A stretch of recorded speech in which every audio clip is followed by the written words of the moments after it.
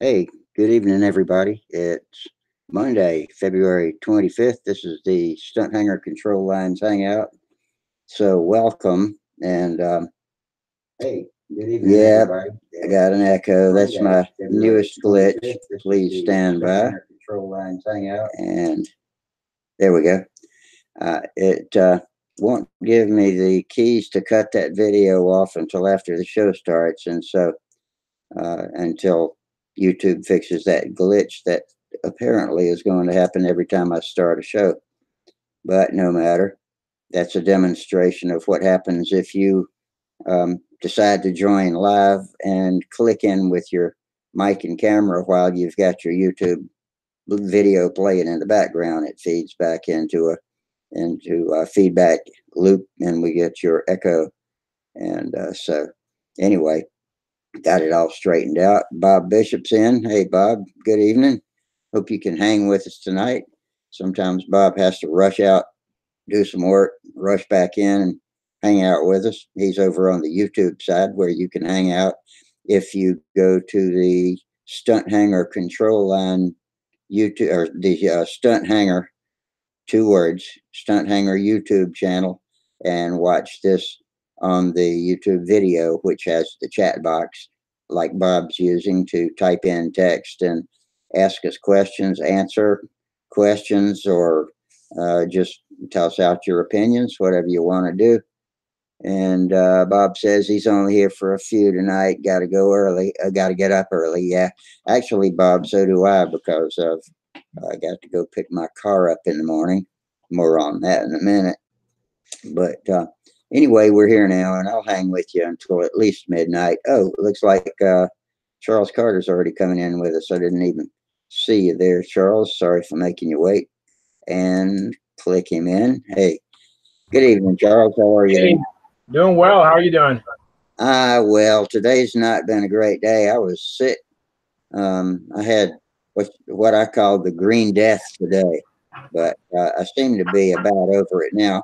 I was not going to do the show, but Holly got some food in me, and I started feeling better and felt like I could sit in front of the computer for a while and hopefully carry on a decent show. So here we are, and Very good. yep. So I was just doing my intro, and for the folks that want to come in live, of course, you go to the at the bench thread on the Stunt Hanger Control Line forums, where you must be logged in order to uh, use the links or even see the at the bench thread under live streams. It's underneath the open forum on the main page of the forums. Just scroll down until you see live streams, and then open at the bench, and will be the newest post. I don't post it until the moment the show starts, so you can't click it early and wait for us to come in. Hey, Gary Sinclair's here with us. Welcome. He says, "Good evening, Rusty and friends." And right now, the only friend I've got in the video side's Charles Carter. But welcome, Charles. So, Hey, how you been doing? How's your wife doing, Charles? To have the weekend go for her? she's still in a lot of pain, but she's home, and we went to a doctor's follow-up visit today and had a consultation and scheduled some procedures in the future next month. So, but Man, they make you wait a long time these days, whether you're in pain or not. I know Pain sucks. The only thing pain is good for is how you can tell you're still alive, I guess. I know you do. I know you don't want to say it too many times, but just give me a thumbs up. How was this weekend? And you can share with everybody later on. This weekend turned out okay. We did not get to fly because it was 44 degrees and kind of a sideways rain for most of the meeting, and just a misty rain for the rest of the meeting. So Saturday, we stayed inside, and Will Davis, who always cooks us lunch at the meetings, brought Nathan's hot dogs, and that's a brand that's really damn good. If you like hot dogs, try Nathan's sometimes. Um, and uh, and they're called Nathan's skinless hot dogs, and he had chili, and Will cooks cornbread. He tells me he cooks cornbread just about every day at home, and I love cornbread. And he had So some I love plain cornbread and some jalapeno cornbread, and both of them were really good. that. And I think I'd like jalapeno and cornbread too, but I never had any. yeah, it does not sound like it might be that good, but it is. It's as long as you don't get the hottest of the jalapenos, Yeah, just something to bump the taste up a little bit. Hey, sure. Gary Sinclair says we got 11 people watching already, and Wow, so very that's good. good. And I thank you, Gary, because it takes me manual clicking to go over and check and see how many viewers, because I no longer have that function here in the video window. And the jalapeno cornbread and hot dogs with chili is not what gave me the green death, although Holly suggested it might be. But I think I caught it from her sister because she had it on Friday, and we attributed it possibly to a flu shot reaction. But nah, I think I had the same thing she had, so it was a virus. I was at dialysis, and they told me everybody's got it, and Oh, we've still got flu running rampant around here too. yeah, that's too bad. Yeah, man, I'll be glad when winter's over. But hey, Gerald Limmer just popped in and hit us with a super chat. So thanks, Gerald. We appreciate that. All right, props to you, Gerald. Maybe well, he's probably out messing around and just dropping in for a minute. But wait, he says, hi, Rusty and Charles and all those others watching. Okay. I hope you can come in with us, Gerald, and visit for a while. I know you got things to do, like going out and flying planes in the middle of the day where you are. Yeah, yeah, I had a But chance to anyway, fly today, but my wife had an appointment this morning, so I missed out on flying with a couple of the guys today. So maybe Thursday and Friday I get a chance to fly this Olympic that I've only had one flight on, but it was just like it was really windy and I just flew at level, and so I'm looking forward to that. And I have I was given an impact, that Paul Walker design, yeah, here and comes Mike. Hang I'll on. let you know I can. Yeah, there we Hey, go. Mike's in. What's up, fellas? Not Mike. much. Charles was just telling us about his plane. So, anyways, Some, I was hoping to shoehorn in this K77 motor. Last time I ran it, it ran and then it stopped prematurely, and then I couldn't turn the prop over. And I was talking to Doug a couple weeks ago, and he said you should take that back cover off, and check it out. So I took the back cover off, and I saw that the conrod, the bottom end of it, was ruptured. And so the motor is made in the Ukraine. So I contacted Oleg. I can't say his last name, and so he recommended I send the motor to him to get it repaired. But I was really looking forward to flying, Paul Walker's Impact. It's not his exactly, but it's the design, the Impact that was built by someone else. Like I've said many times, I don't know what I'm missing. I haven't really flown a top 5 plane. Not that this one is either, but the design is a modern, you know, um, precision aerobatic model airplane. The yeah. Impact is a good plane. I mean, no one would dispute that. So it has good pedigree. Was that a brand new engine that you had? No, I've had it for a while. I haven't had it really successfully work out for me for whatever reason. But I was hoping, I had high hopes to put it in this Impact, and because it seemed to fit. I think what was in the Impact was probably a PA motor, and this I was able to bolt in, and so I was pretty hopeful, but looks like that's not going to happen. Here comes Gerald. Hey, Gerald, how are you? How are you tonight? Hey, Gerald. Hi, Rusty. Hi, Charles, and hi, Mike. I got your PM, Gerald, Oh, thanks. with your address. I've been giving my hobby, my model aviations, to a neighbor of mine who flies electrics, but he's got them all. I'm going to get them all back, and I just got the new issue yesterday, so I think I should be able to send you 4 or 5 of them anyway for the last 4 or 5 months. Well, that'd be great. Yeah. I'm happy to pay postage if that helps you at your end, and I can PayPal you some money. What's that? I can PayPal you some money if that helps. No, it's fine. It's fine. If you get the inclination, though, I wouldn't mind maybe a couple of your New Zealand model magazines. Maybe just send me the back, you know? Yeah, that'd be good. Yeah, I can do that. I'd be interested to see what your magazines look like. So, yeah, no money. Don't worry about it. We'll figure it out. So Jack Snavely says was working on an airplane this weekend. He's got a half A Radian 049 powered, small but neat. Hey Jack, are you going to go to Brodak and fly it in the half A precision aerobatics contest? I hope so. Radian's an RC plane, Rusty. Oh, is it? I did not know that. Well, unless there's a control line plane called a Radian, but yeah, it's an RC plane from my understanding. Yeah, he's probably talking about that. It's like a really sleek glider type thing, but they go like stink, man. It looks like a glider, but it's not. Okay. Really long wings. She got really long, slender wings on it. Real long, slender wings. Yeah, they make Tower actually makes a Radian ARF in a couple of different sizes. I actually looked at getting one for Sam.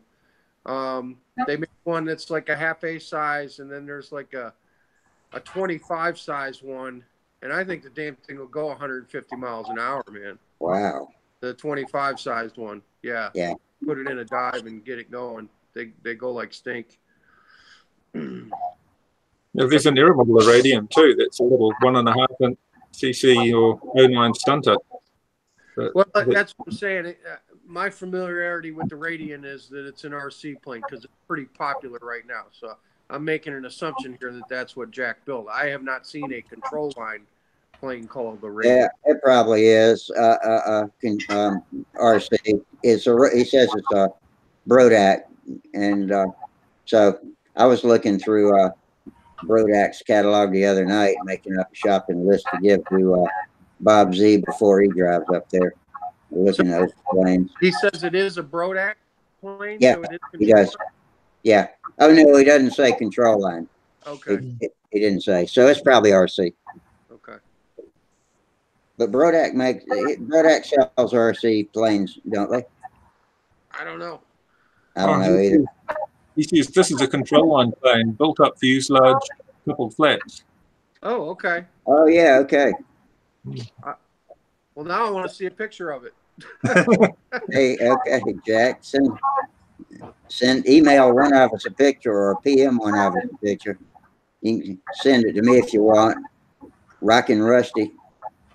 And looks like Al Ferraro just sent us a super chat. Thank you, Al. I appreciate that. Middlesex Modelers. Well, whatever he is out there. Yeah.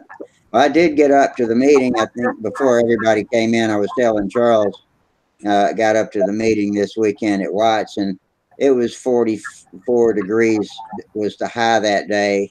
And we had sideways rain, and the field was just a complete bog. So nobody flew anything. We sat around in the house and elected this year's officers, and Will fed us hot dogs and beans and cornbread. And so we played around in Watt's shop for a while. Man, that guy is a building machine. He's got more stuff on the table, and he's got a pile of kits about 4 feet high, just waiting to be built, of all the Brodak kits. So I think he's got one of just about everything Brodak sells still in the box. He built 2 airplanes at Brodak's last year while we were there during the week. He builds them and builds them, and Kyle crashes them and crashes them, and he gives us. He was trying to give me a plane, but I got more than I can build right now, so I declined and told him I'd pick one up next time. He had a perfectly built Brodak Mustang, which is the imitation of a replica of the Sterling Mustang, but I told him I already have one that needed to be built at home, and so I passed on that too. But Yeah, and he brought a Lightning Streak and a Flight Streak Junior. Now, granted, he had the wings built, but he finished building the fuselages and then covered those damn things and put motors and tanks and wheels on at Brodax last yeah, year. he doesn't spend any time making them pretty, but he sure can put them together in a hurry. Yeah. Mike, what's the difference between the Lightning Streak and the Flight Streak? Two It looks different a little airplanes. different. It's about the same plane. I think they, man, I don't have one anymore. I had a Lightning Streak, but Sam wrecked it a while ago. And I don't know who manufactured it first, but it wasn't a Top Flight kit. The Flight Streak. I was thinking it was an English plane, but I think somebody straightened me out on that on the show one night. I was thinking it was George Aldridge's English version of the Flight Streak, but somebody told me I was mistaken. It's similar to a Flight Streak wing wise, and it has a short profile fuselage. Yeah. But it's just the rudder's different, the elevator's different. I would say the wing is pretty close to identical to a Flight Streak. And then, it just has a different profile to it. But it's for, 19 to 35s. It's probably the same wing area. Brodak kits it now, but I don't know who kitted the Lightning Streak to begin with. Yeah, I don't know how long it's been around. They do a junior as well. There's yeah. a 15-sized one. It's a good little profile trainer, kind of like a Galaxy, if you're familiar with the old Gillows Galaxy. Yeah. Which Brodak makes now too. Again, we had one of those. Sam wrecked it up on the concrete up at Paducah last summer. But when we were at Brodax, I always buy him a kit. We leave Brodax. I let him pick out a kit. He picked another Galaxy kit out. So I got one on the shelf. I should probably get that thing down and slap that together. That'd be a quick weekend build, I've seen a Lightning Streak in an older SIG catalog. So check it out. Maybe somebody out there knows who kitted the Lightning Streak originally. Yeah, it's interesting the history of these models, because often they were combat models, and I think it was one of the videos that was posted by Al a while back, where somebody had like a Fox 36 on a Lightning Streak at a vintage combat event, or it could have been the Flight Streak. I might be getting mixed up here, but yeah, it's interesting just to see how a lot of them have that combat model history. And then they had the Combat Streak too, which with the square fuselage, I remember that, but I don't know if that's been kitted again.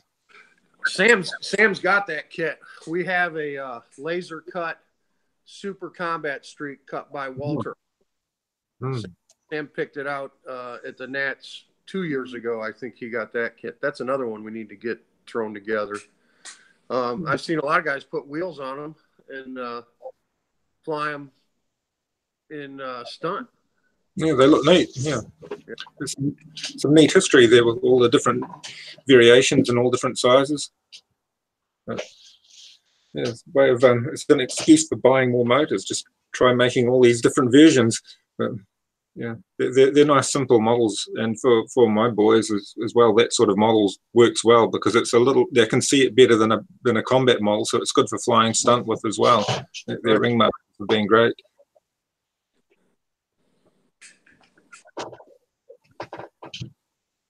In fact, I've been repairing their ringmasters. They both dinged them at the contest 3 weeks ago. They're all back in one piece now. I've just got to reinforce the joints, and then they've got to be ready again in a week's time. We've got another contest up at Whangarei north of us, so I'll try and get them to fly in that too. Hopefully we won't. Repairing, and building. Here's the latest venture. Oh, that's the 09 model for Brodak. Oh, the 061. 061, yeah. I'm calling it the half A bot, based on the smaller version of the Stunt bot. Well, can we see the aerofoil section on the wing? You said it was very thin. It is, but it's long. Yeah. I mean, Yeah. it's 48 inches. Yeah, a lot of wing area. Right now, Yeah. it weighs 7.9 ounces right now.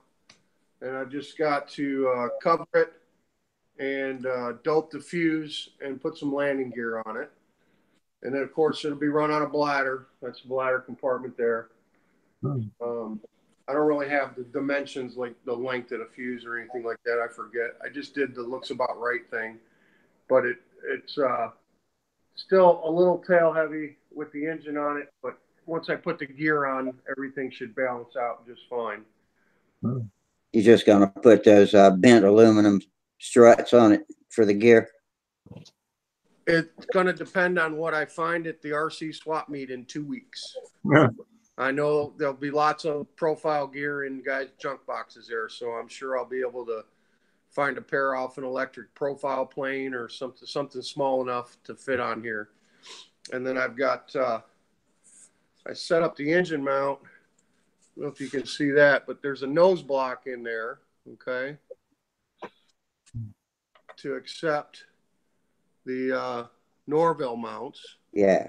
Wow, Okay. that's pretty good. I just built that little around there to give it a nice profile front. Yeah, that looks good. But I can plug this in.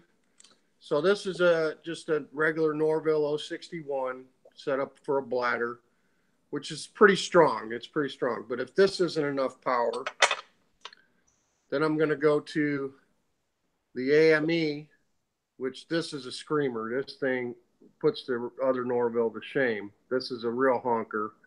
And if this still isn't enough power, I'll put the VA on there. And this thing is every bit as good as a modern Russian engine. So these VAs, I guess, were popular in the late 90s and early 2000s. I got one of these on a Gentle Lady RC glider that probably weighs, probably 45 ounces. And it's got a 6-foot wingspan, and it hauls that thing up to 800 feet in no time flat. It'll fly that big heavy glider around no problem. So that's the plan. I'm going to try it with the Norville. If that's not enough, I'll go to the AME, and if that's not enough, I'll go to the VA. And if it's really the VA isn't enough, I'll start cutting the wings down. Just start losing some. Yeah. Sounds a good plan. Yeah, good plan. Hey, Jared, how you doing tonight, man?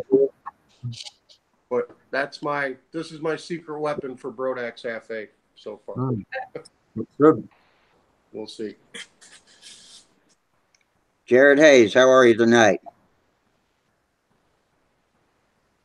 I don't have any sound on you, Jared.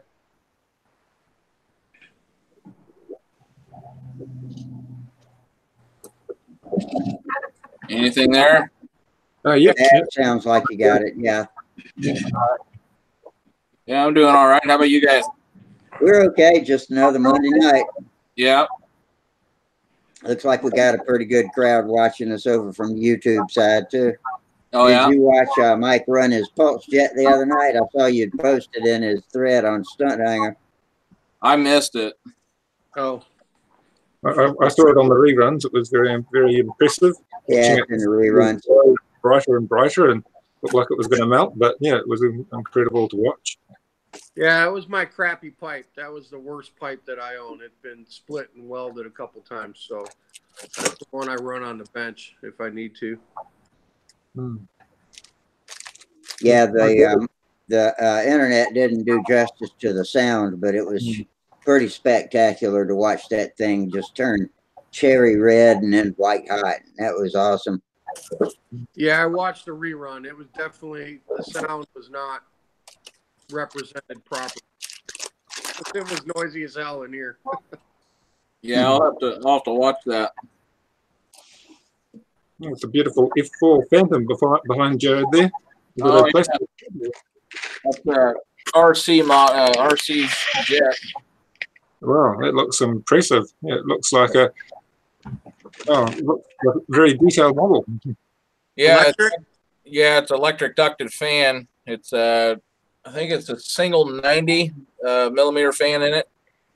It'll run on 8-cell setup. I haven't flown it yet. I'm still working on finishing it. I'm kind of giving it a little bit of a weathered look, you know. So Looks good. Yeah. thank you. Just don't stall it like I see all the other yahoos doing on YouTube videos. Oh yeah. They bring those scale planes in, those scale jets, so slow. Yeah. They get to Washington and then they over they go. Nobody, I guess they're afraid to land fast or something. But Yeah. gotta keep your feet up on them. The Phantoms, you're going to have to land fast. The full scale ones landed fast. Yeah. Hey, I just picked up a couple engines. I want to show you guys these. I don't know if you've ever seen anything like this. These are OS LA40s. Oh, well, that's it. Holy shit. Somebody powder coated them. Well, he tells me that that's how they came, but I'm not sure. Maybe that's how he got them, but somebody else powder coated them. Yeah, that's what I was wondering. But I got them both brand new in the box. But yeah, the one's the red with a gold head on it, and the other one's yellow with a black head. Oh, nice. Well, it looks pretty cool, however it got that way. Yeah. Yeah, that is cool looking. Interesting. Are you gonna set them up for stunt or? Yeah, I'm sure that's what I would do with them. I mean, they got Venturis on and everything right now, so never been run. So Oh, Well, those things might be worth $500 a piece on eBay, man. right. Super. Yeah, secret.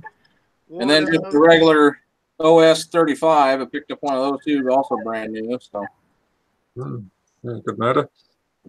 Yeah, post those colored ones up. Call them special edition OS. Well, yeah, OS engines. yeah, Rare. one of one. So I'm not sure if somebody did that or what. I mean, but pretty neat. I just bought them because they look so neat. You know? Yeah, that's a good enough reason. I'm going to go and see if I can find an aeromodeler annual, because Jack asked if I've got a picture of a Radian. I'll see if I can find it. I'll be back in a few minutes. Okay. We were talking about the AMA, the NAT schedule the other night, and somebody posted it's on page 85 of the new magazine. I got mine in the mail today.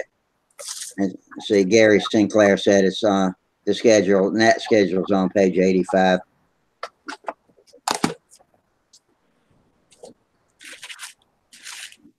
But I just started getting the paper one again this year when I signed back up, because I was getting tired of having magazines piling up, and so I went with the digital last year and found that I never read them, and not there's that much to read, but I like to check and see if there's a Bob Hunt article or something like that.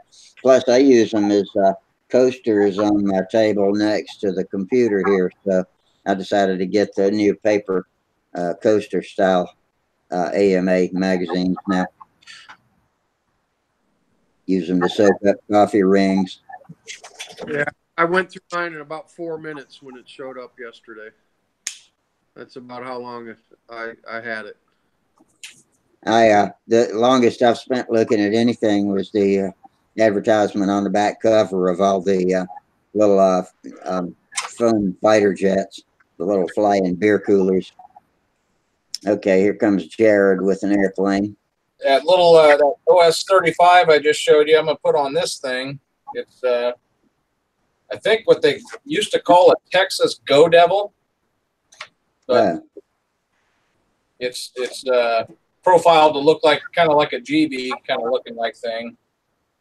So we'll see how it turns out. But I'm gonna put that 35 on this, and I'm gonna paint this red and white just like a GB. Kind of looks like an All-American. A little bit, yeah. Hey, Al. Hi, Rusty. How you doing tonight? Good. Good. How you guys doing? Oh, okay. I didn't think we were going to have a show tonight because I had the green death all day, but I only got some food in me late this afternoon and I started feeling better. So here I am. We got to probably sign off about midnight tonight, though, because I got to get up early and go get my car. She had to come get me this morning from dialysis, so I left it there. But I'm all better now. Yeah, I mean, I can't imagine what you go through. That's Being what I mean. held prisoner to the dialysis chair for 4 hours is bad enough until you get used to it. But having something like the Green Death, where you don't know if you got to puke or crap or both at the same time and when it's going to come, as there's no freaking way. They had to unplug me, and I was sweating out my ass off. I was so sick, but man, it was just a one-day thing apparently. So I'm glad to be ahead of that. I got it behind me now, so I'll be all right. Thank goodness. Did you fly your Pathfinder again, Al? You get any flying this weekend? Yeah, I got the Half-A Pathfinder. I got a good baseline on it. I'm able to do the whole stunt pattern with it, and you know, it's a little quick. It's I mean, it's not terribly fast, you know, for me or for you, but it's doing 42-foot lines. I'm going 3.5 seconds per lap, so it's equivalent to 72 miles an hour. Oh yeah, that's cooking. You know, rotational speed. But yeah, I brought it here, and it's with the. That's how I'm got it set up right now. That's the Hold it block. up a little higher. There you go. There you go. The video blocks are across the bottom of the screen. So, oh yeah, that looks good. Yeah. Is that a syringe holder? Is that what you're using? Yeah. At first I used a syringe, and it was too tight, and then I used a syringe holder. Yeah. Well, you know, I was thinking along the same lines, Al. I made this the other day. I coned out a piece of balsa, and you know, it's an old rocket tube. Right. I was going to do this on the side of my fuse, and I thought, boy, that's just a lot of prop blast hitting a big old thing sitting out there. Yeah. So I opted for just going ahead and putting a bladder in the wing. Right. Well, this had a hard tank on it, and it was at first I was just using the 2-inch syringe, and you know, I had one that had the nipple off to the side. Yeah.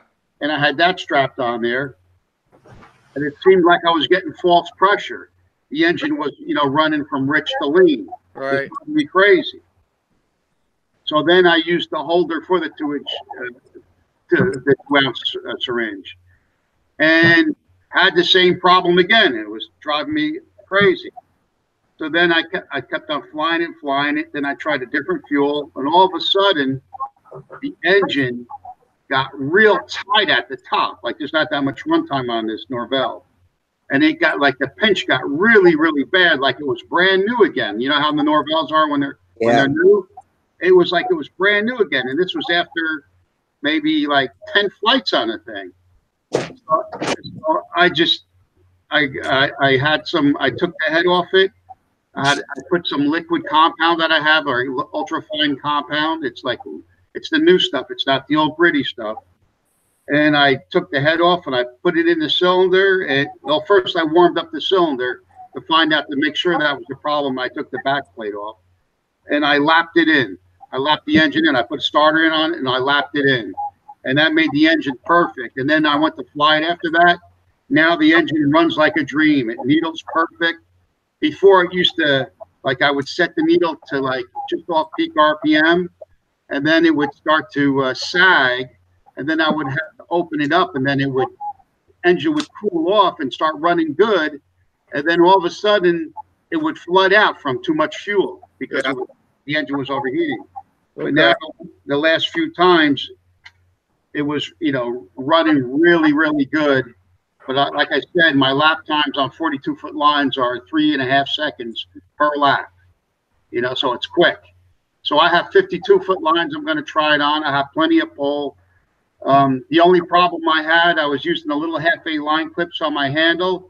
And when I started to go up in the overheads, my line was hanging up, you know, like it was catching. And I didn't have any. So I I bailed out on doing, the whole thing, doing the clover, but it'll do it no problem. But I have to put either bigger clips or put neoprene tubing over the line clips. Yeah. So all the throw with the little handle, it's like it was catching on me, and all of a sudden the thing, start hooking under on me and stuff. Yeah, that's good. Well, you came in just after I finished showing this. This is what I've got so far. Yeah, I actually saw some of it because I was logging out and the laptop takes so long to warm up. I was watching on my iPad. Okay. But yeah, let me see it again. That looks cool. Looks really good. Rusty, can you? Oh, I could click on it, right? Or no? How do I do it? Yeah, just click on his little square. Yeah. Okay. Yeah. Yeah, that's nice. Show him how the engine inserts into the front of it. So I just did a typical combat nose block up there, Right. Al. And Yeah. then I built the little shroud around it to give it a nice profile appearance. Uh-huh. And then any engine that takes the Driscoll mounts will pop right in there. Yeah, it looks very nice. Yeah. So I'm gonna try. This is a pretty strong Norville. Right. That's no good. I've got a very strong AME. Right. And if that's still not enough, I'm gonna go with the VA. And Right. like stinks. So Well, just on my Norvell, this is before I was taking out the whole Venturi out of them. I drilled out the Venturi. So, but then when I looked at the stock Norvells, and it's what's it like, the 3/32 hole in the Venturi hole stock. So I JB welded up back to the stock hole. So I'm running the stock hole. I was running I'm running the muffler, the stock muffler, and an APC 6.3. I mean, a 6.3 prop. And Power Master 1022, GMA fuel, and the thing's like a rocket ship. good. I mean, I would hate to see if I put my Pico on there. The thing, it'd probably go 110 miles an hour. Yeah. Well, I probably, this thing has a 48-inch span on it right now, Al. Mhm. And Yeah. if I need to, I can cut those wings down a little bit. But I'm thinking I won't need to. I think I want the wing area for the lift. I think it's going to help it fly better. Yeah. No, this thing flies really, really good. It flies really good. I was impressed how well it flew. Because it would never fly that good on the hard tank. It was, Yeah. never get a good run out of it. Always a loop or two, and that's it.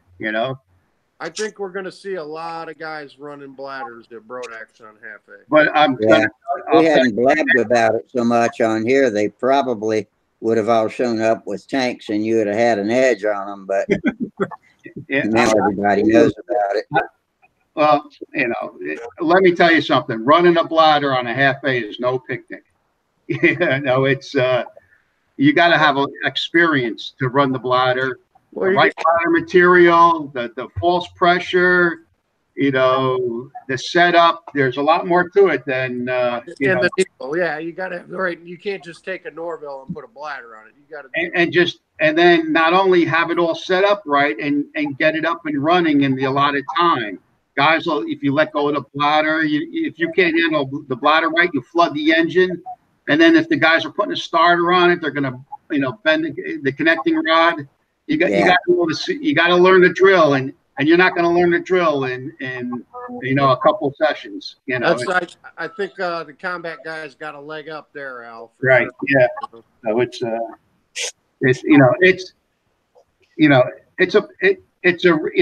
like I said, because of all my experience with running combat engines and stuff, but it's a pain in the neck. And once you have it set up and perfect, it's a lot easier. But when you're trying to find the needle, finding the baseline, the fuel, all that stuff, the glow plug, the prop, it's a real pain in the ass, a royal pain in the ass. But if you saw me go out there now and do it, you'll say, "Oh, that's easy." Yeah, it's not. It's not. What is your Pathfinder weigh all up? What's the weight? I don't know. I mean, I can weigh it later and tell you. you know. But it's, I honestly think I could fly it on 52s, you know.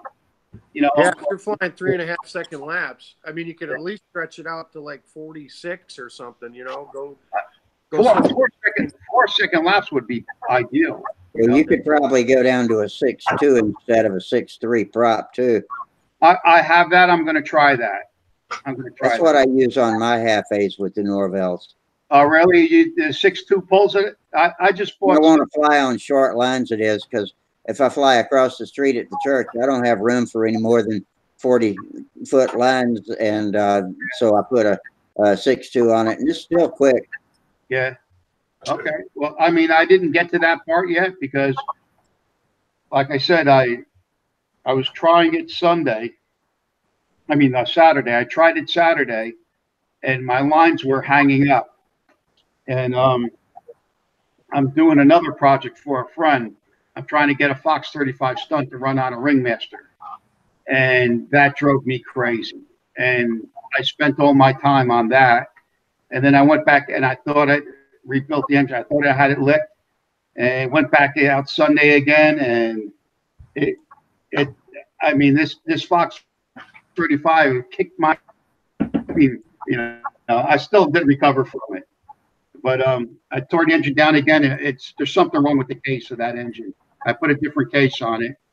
Bench ran it, you know, on the ground on the plane. It ran good, but now I have to put it in the air, you know. But yeah, I'm just trying to get, you know, my friend's Ringmaster running. If that doesn't work, the Fox is coming off, and I'm going to put one of my custom McCoys on it. My McCoy is running unbelievable. That McCoy 35 Redhead. I mean, you never heard an engine run 4.24 brake. I mean, it's got so much power in the four-stroking range. You know, it runs unreal. And just running regular Power Master 1022, it's amazing. My friend can't believe it how nice it runs. So I know that setup. So you know. If the Fox doesn't work out, that's coming off, and I'm going to make it do a McCoy lightning bolt for him. Okay. Hey, I'm debating. I need some advice. Canopy or no canopy? Well, appearance points. You want canopy. Canopy looks good. Gives it a little bit of plane. More like an aircraft than a combat wing. All right. Yeah, it might look better with the canopy if you shaped it a little bit more. I don't care for that bubble style. I kind of like a flatter front face. Okay. So and not quite as tall. Slender, more slender. Kind of like a Flight Street canopy shape. Yeah, they look. People are saying on the chat, canopy on the chat. But sorry, Jack, I couldn't find the right issue of aeromodeler plans. I've found an earlier aeromodeler, but it doesn't show the radian. I need to find the later issue that I've got. But I was digging around. At least I found my favorite aeromodeler book. Here's my favorite book. Scale model aircraft. Yeah, that's Walter Musiania. His book on scale models, and that's the one that had the pulse jet in it as well. It's got the pulse jet scale shooting star. Let's see if I can find the picture of that. Oh, there's the plan for the pulse jet shooting star. You know, so Dad had the MiG-15 pulse jet airplane that he built. We only flew it a couple times because it was very hard to start and it wouldn't run properly. And eventually it caught on fire in the 1990s. That's really cool. But he also drew up the plans for the Panther, for the Navy Panther. There was a pulse jet model of that. Yeah. And he blew up those plans and drew all the templates out and everything. And I don't know what the hell happened to those plans. I'd sure like to have them again. Yeah. But it was we got a lot of votes coming in for the canopy on YouTube. We got John Skukelek says canopy. Charles Vallis says canopy, dude, all the way. And then oh, Charles says it looks good as it is, and anything you'll do will look better without one. So canopy it is. But the consensus is that's too high. It's too bubbly. Is that what you're I saying? think that's my impression. Yeah. Okay. It can take a little bit off the top, I guess. But I mean, there's not much there, Rusty. The damn thing doesn't even measure.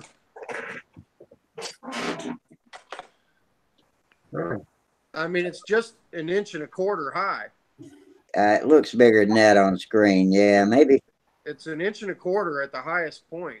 So. I think I would just add a little flat spot to the top of it and maybe tapered back, and it would look okay. All right, I'll mail it to you. You shape it and mail it back to me. Okay, you do that. Oh, actually, there it is. Here's the Panther. That's the Panther right there. Yeah. Yeah, the Dynajet powered replica of the Grumman F9F Panther was built by Frank Lachette of New Jersey. Major problem with these jet powered models was the elimination of heat radiated by the engine before it harms the fuselage. It's just a normal story. So that must have been, those plans were probably published in Model Airplane News or RCM Modeler or who knows, AMA. But Dad took the time to scale them up, and I mean, he drew them. He drew them himself, and he actually drew them on some kind of plastic material. Some kind of maybe plastic drafting paper or something like that. There's paper on one side and a film on the back. Does anybody know anything about that? Might be some architectural paper. Yeah. For drafting. Might be vellum. Vellum, yeah, maybe. Yeah, I had these things. They got lost years ago. I haven't seen them since the early '90s. And if I had them, I think I'd be inclined to try to build that, just because Dad took the time to scale up those plans. You know, he was going to do it someday, and he never did. So, but I do see Jack Snavely says he tried the 52-foot lines on his Norvell powered Stork, and it was okay, but the drag on the glide was stalling it. But with a Cox 5.3 blade, it helped. It had good pull on 42-foot lines. I still want to see this Radian. Somebody find a picture of the Radian. I had a good look, but I need to go back and dig through the lounge. And my wife's got all this stuff from her, from my father-in-law, all piled up where my magazines are. So I can find it, but it might take me a little while. Otherwise, I've got a feeling I might actually have a full-size plan for it. I think Rusty's looking it up. Well, he said no, I'm not. I'm typing a message to Minnesota Mike. All right. Hang on, I'm gonna leave for a second. I'll pull up the Brodak catalog and see if I can find it. Okay. I can still hear you. I just can't.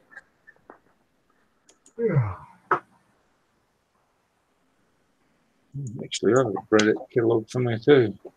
I should try and dig that out.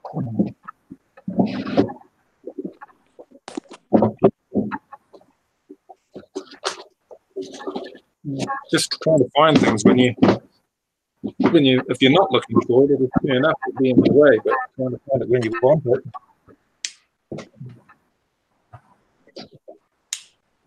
Yeah, even when my shop's a mess, I usually know where everything is. But when I'm working on something, I can put a pair of needle nose pliers or hemostats or something down, and 5 minutes later, reach for them. They're not there, and I can't find them for a week. Yeah, we all know that problem.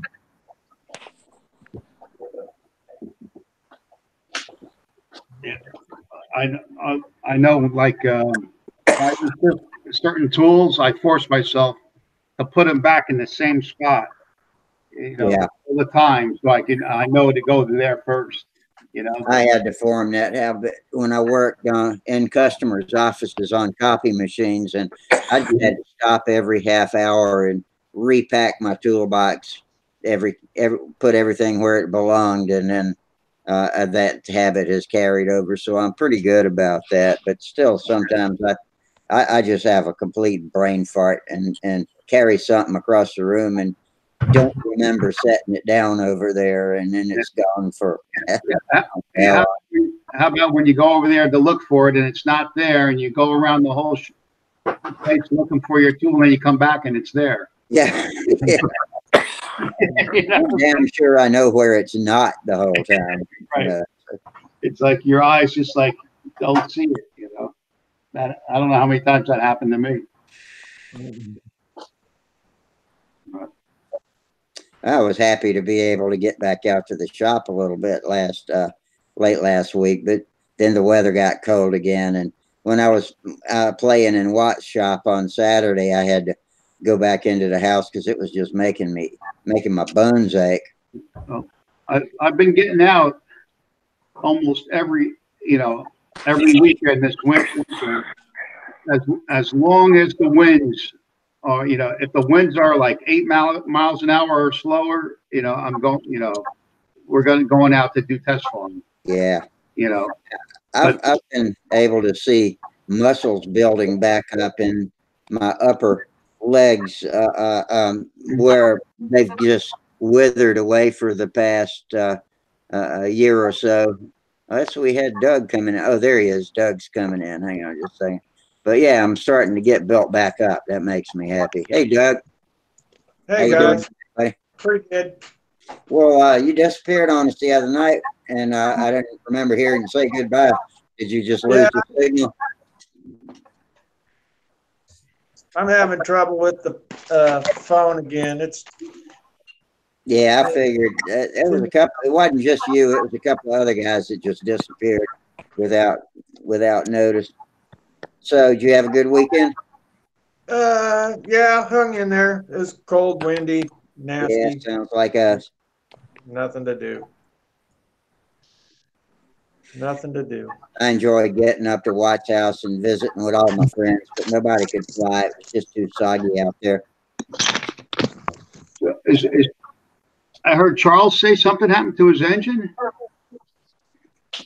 Yes, it sounded to me like he busted the big end of the rod where it goes over the crank pin, but I was busy with something else while he was telling about it. So we'll ask him again when he comes back to describe what's wrong.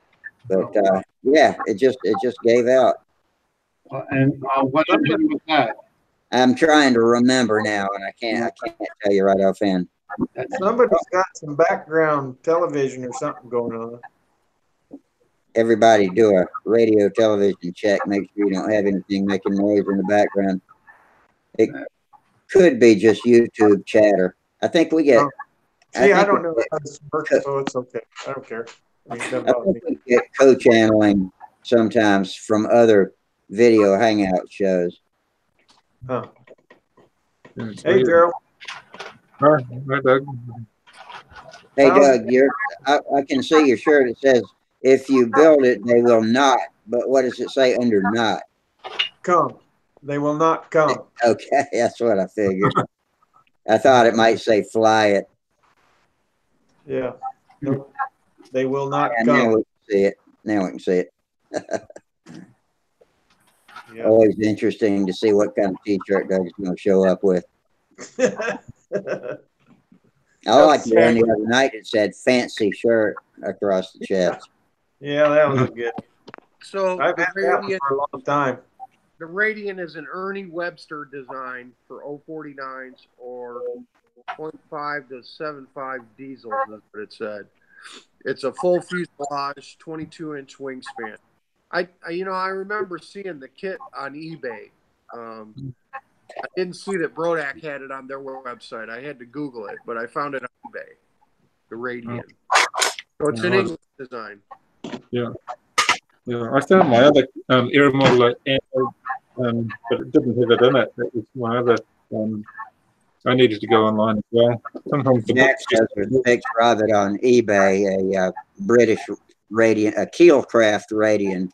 Keelcraft Radiant. That's it. Yep. Yeah, we used to get the Keelcraft kits here. Oh, good. It's Apollo. Who's got a TV on? That's what we were investigating while you were gone. I think we're just getting co-channeling from other hangouts. Oh, okay. What do you got there, Doug? This is a Cipolli, Cipolli Junior. Yeah. I don't know. That's pretty cool. Gerald, do you know anything about these down there?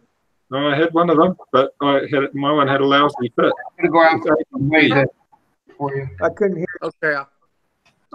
It's an ABC engine, and it's got just the similar porting to a TD09, very similar to a TD09, but my one didn't have any. I couldn't get it to run. Couldn't get it to run, huh? No, mine was worn out when I got it. It was given to me second hand by somebody who said they couldn't get it to run, and I couldn't get it to run either. This little dude is brand new. Brand spanking new. Did you buy it on eBay? No, I don't have stuff to do there very often. This was from a modeler here in Wichita. They Has did it got the same footprint as the TD in Norvell? I was trying to hear what Gerald said. They did do a glow version of it. They were quite a powerful little engine, but if it's got a good nip to it, if it's got good compression, I just give it plenty of castor oil as well to make sure it lasts. My one might have been stored at some point, but mine had no compression. Wow, this one's brand new. It should be fun. Mm-hmm. The other thing was, we have regular diesel fuel for model airplanes here. Do you guys?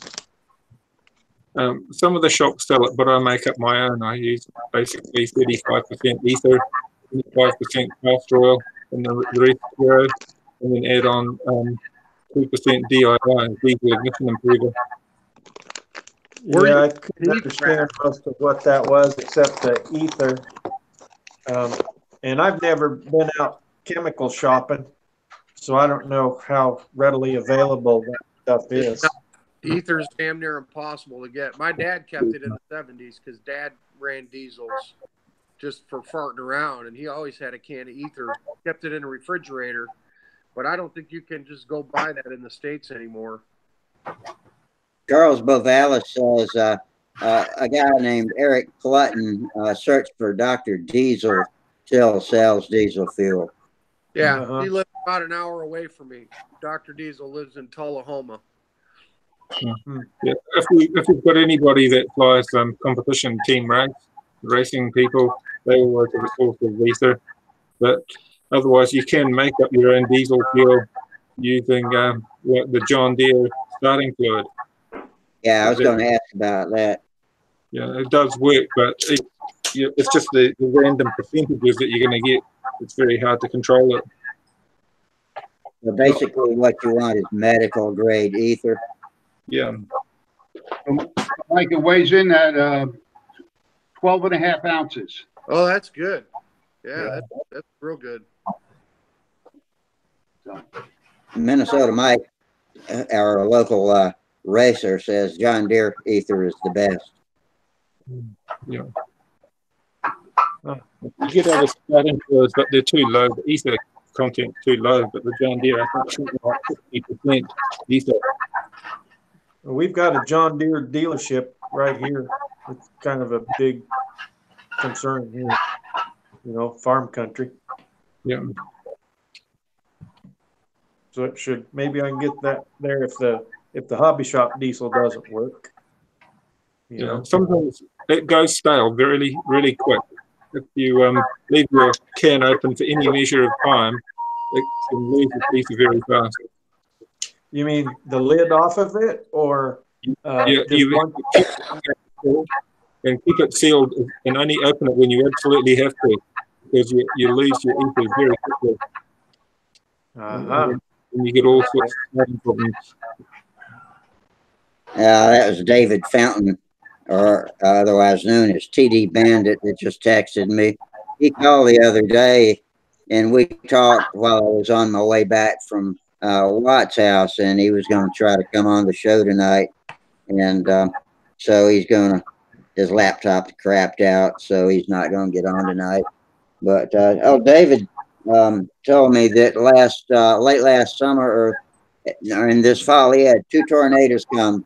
One took his house out, and one took his shop out, and most of his airplanes. Crap. So he's living in Atlanta now, but doesn't have much in the line of airplanes to fly anymore. He's got a few of them still, but most of them survive. It's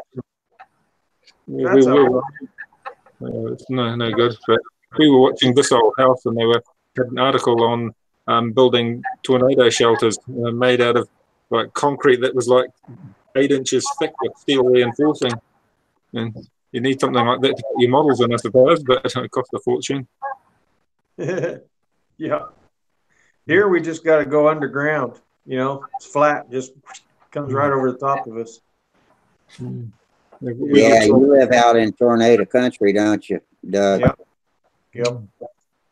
Yeah. But you know, when I was a kid, there was one day that we saw 3 tornadoes at the same time. Not in the morning there was one here, in the afternoon there was one here, but it was 3 at the same time. Holy crap. Yeah.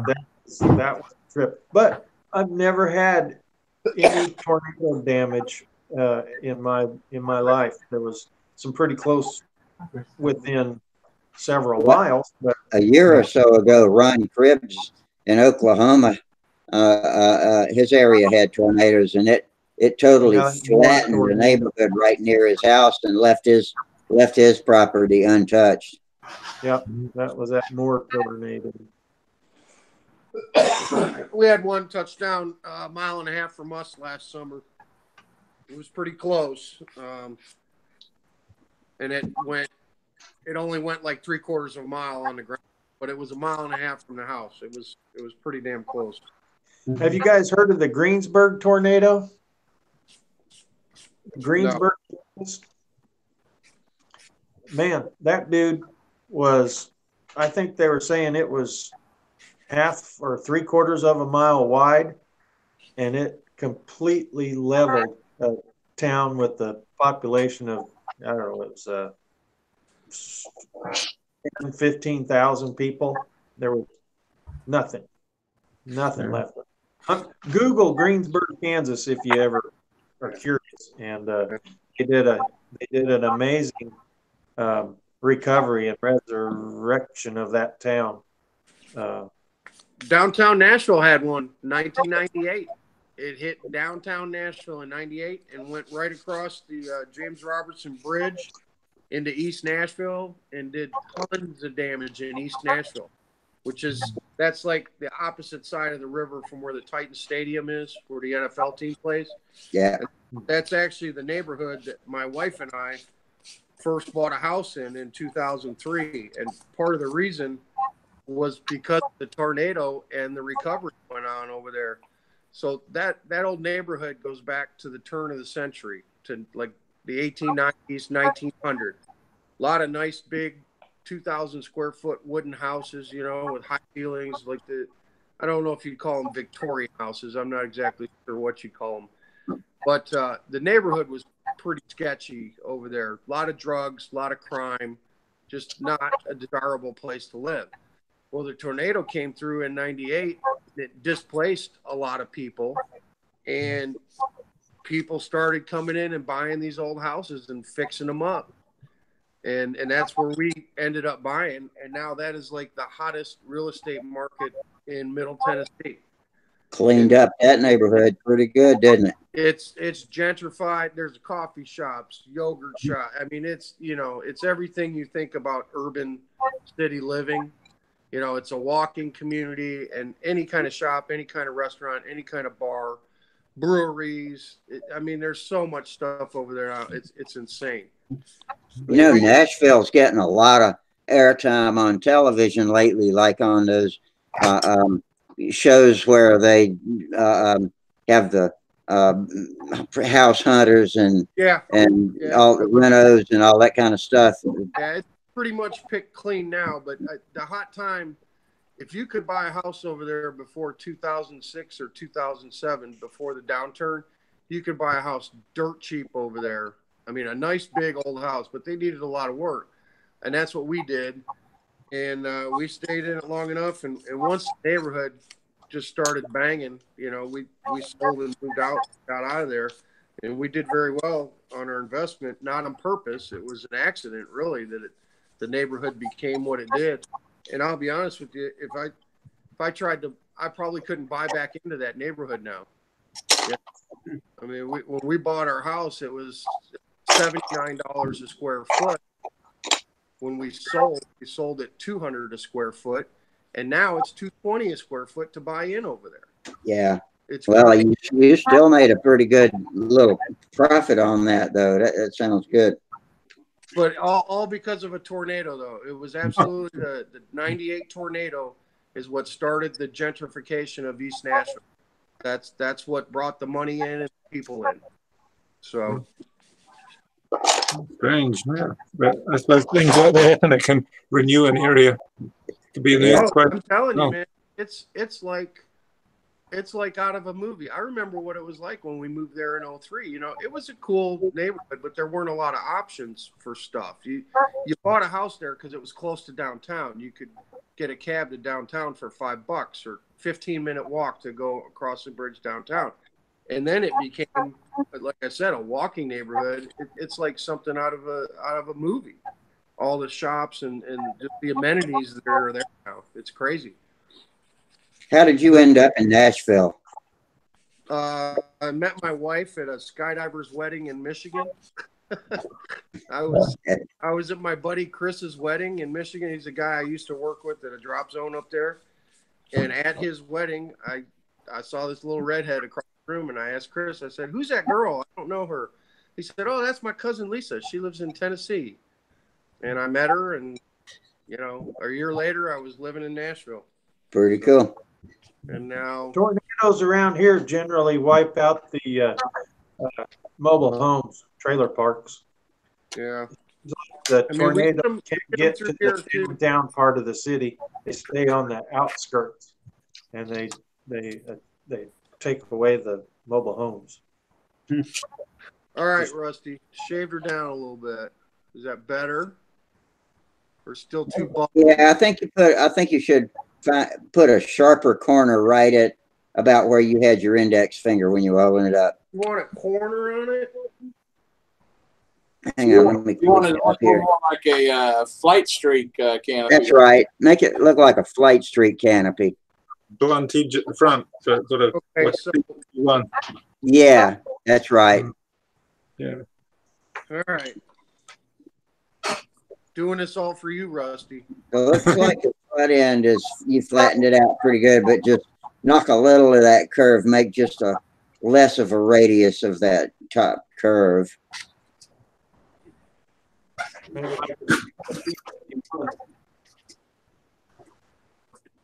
That'll make it look racier. Thanks for the contribution, Al, and Jack Navley, and we got several people that have dropped a little donation on us tonight. We appreciate that. Is that what you're kind of talking about there, Rusty?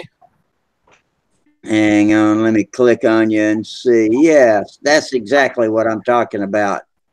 Yeah, well, Mike, yeah, there's Mike. See what he's holding up? Okay. See what Jared's got? That's what I'm talking about. All right, we'll see what we get here. Oh, you know what? My little Hyper Viper arrived. Oh, did it? Yeah. Have you opened it up and looked at it? Yeah, I did. Beautiful. And which version did you get? The one that was already had the built wing, or do you have to? Constructed? Yes. Yeah. Pretty cool, isn't it? Is that the little Balsa Hyper Viper I've been seeing all over Facebook? That's the one. Yeah, that looks I've got one too. All the guys on Cox Engine Forum chipped in and bought me one secretly as a get well gift, and it showed up in the mail a couple of weeks ago, and I did show and tell on it here one night or a couple of nights. So who is that? It's CNC Balsa. Who is that that's building all those? Greg Rodney is his name in his company, and I've lost the tag. It was CNC. It's Southridge CNC. That's it, Southridge CNC. Yep. It's a dandy. But they're good looking little planes. I think it's going to be a competent half-ace stunter. I'll probably put a Norvell in mine. That'll be the first thing I try. I got Norvells, TDs, and medallions. I'll put whatever seems to fly it the best. Oh, Rusty, by the way, I don't know if you saw the post. They're adding half-ace stunt as an event at Triple Tree this year. Oh, cool. I hope it's on Saturday. I think it's on Friday. Really? Well, we've decided that at our next half-a day in Huntersville, we're going to have a little half-a contest. Nice. Yeah, there's the label that Doug's got on camera right now. Yep, Southridge CNC. Oh, And cool. Greg Rodney is the guy's name. Mhm. That picture doesn't really do it justice either. It's a beautifully made little kit. It's a clamshell, 2 halves of the fuselage CNC. And my wing is straight as an arrow, too. Is that just The stabilizer's already hinged. is that just a one-man operation then? Yep. That's Yep. Just a guy. And he put a picture up of him and his young child, maybe grandson, building them, or maybe it was his son. That's impressive that he can crank them out that fast. What's Yeah. the span on that? It's still got all of the ridges from the CNC machine that need to be sanded off of the fuselage. So, I'll clean that up and maybe thin it a little bit by sanding the ridges out of the inside of the fuse too. Yeah, that's cool. I would like to have put my own bell crank in, but I'm not complaining. It was a gift, and he did a beautiful job of building it. But I'd like to have a carbon fiber rod instead. But for half-a, I think that 16th rod's probably fine. Better, Yep. Rusty. Hang on, let me click on you. You'll know on the outsides. Yeah, Mike, I like that. I think that looks a lot better. All right, Rusty. Did you do anything to it, or are you just shitting me? No. Okay. I sliced the front off. Okay, I thought so. Yeah. Yeah. Go ahead and paint it up here. Oh, Steve's waiting to get the door open. Oh, we got somebody waiting to come in here. Let's see. Yeah, we do. We got Steve. I'm sorry, I didn't see you waiting over there. How's that? Oh, that's neat. Yeah. That looks good. I like that now. That looks Al, racier. That's fine. Yeah, that's a sleeker look. All right. It'll give it a little bit of a while anyway, right?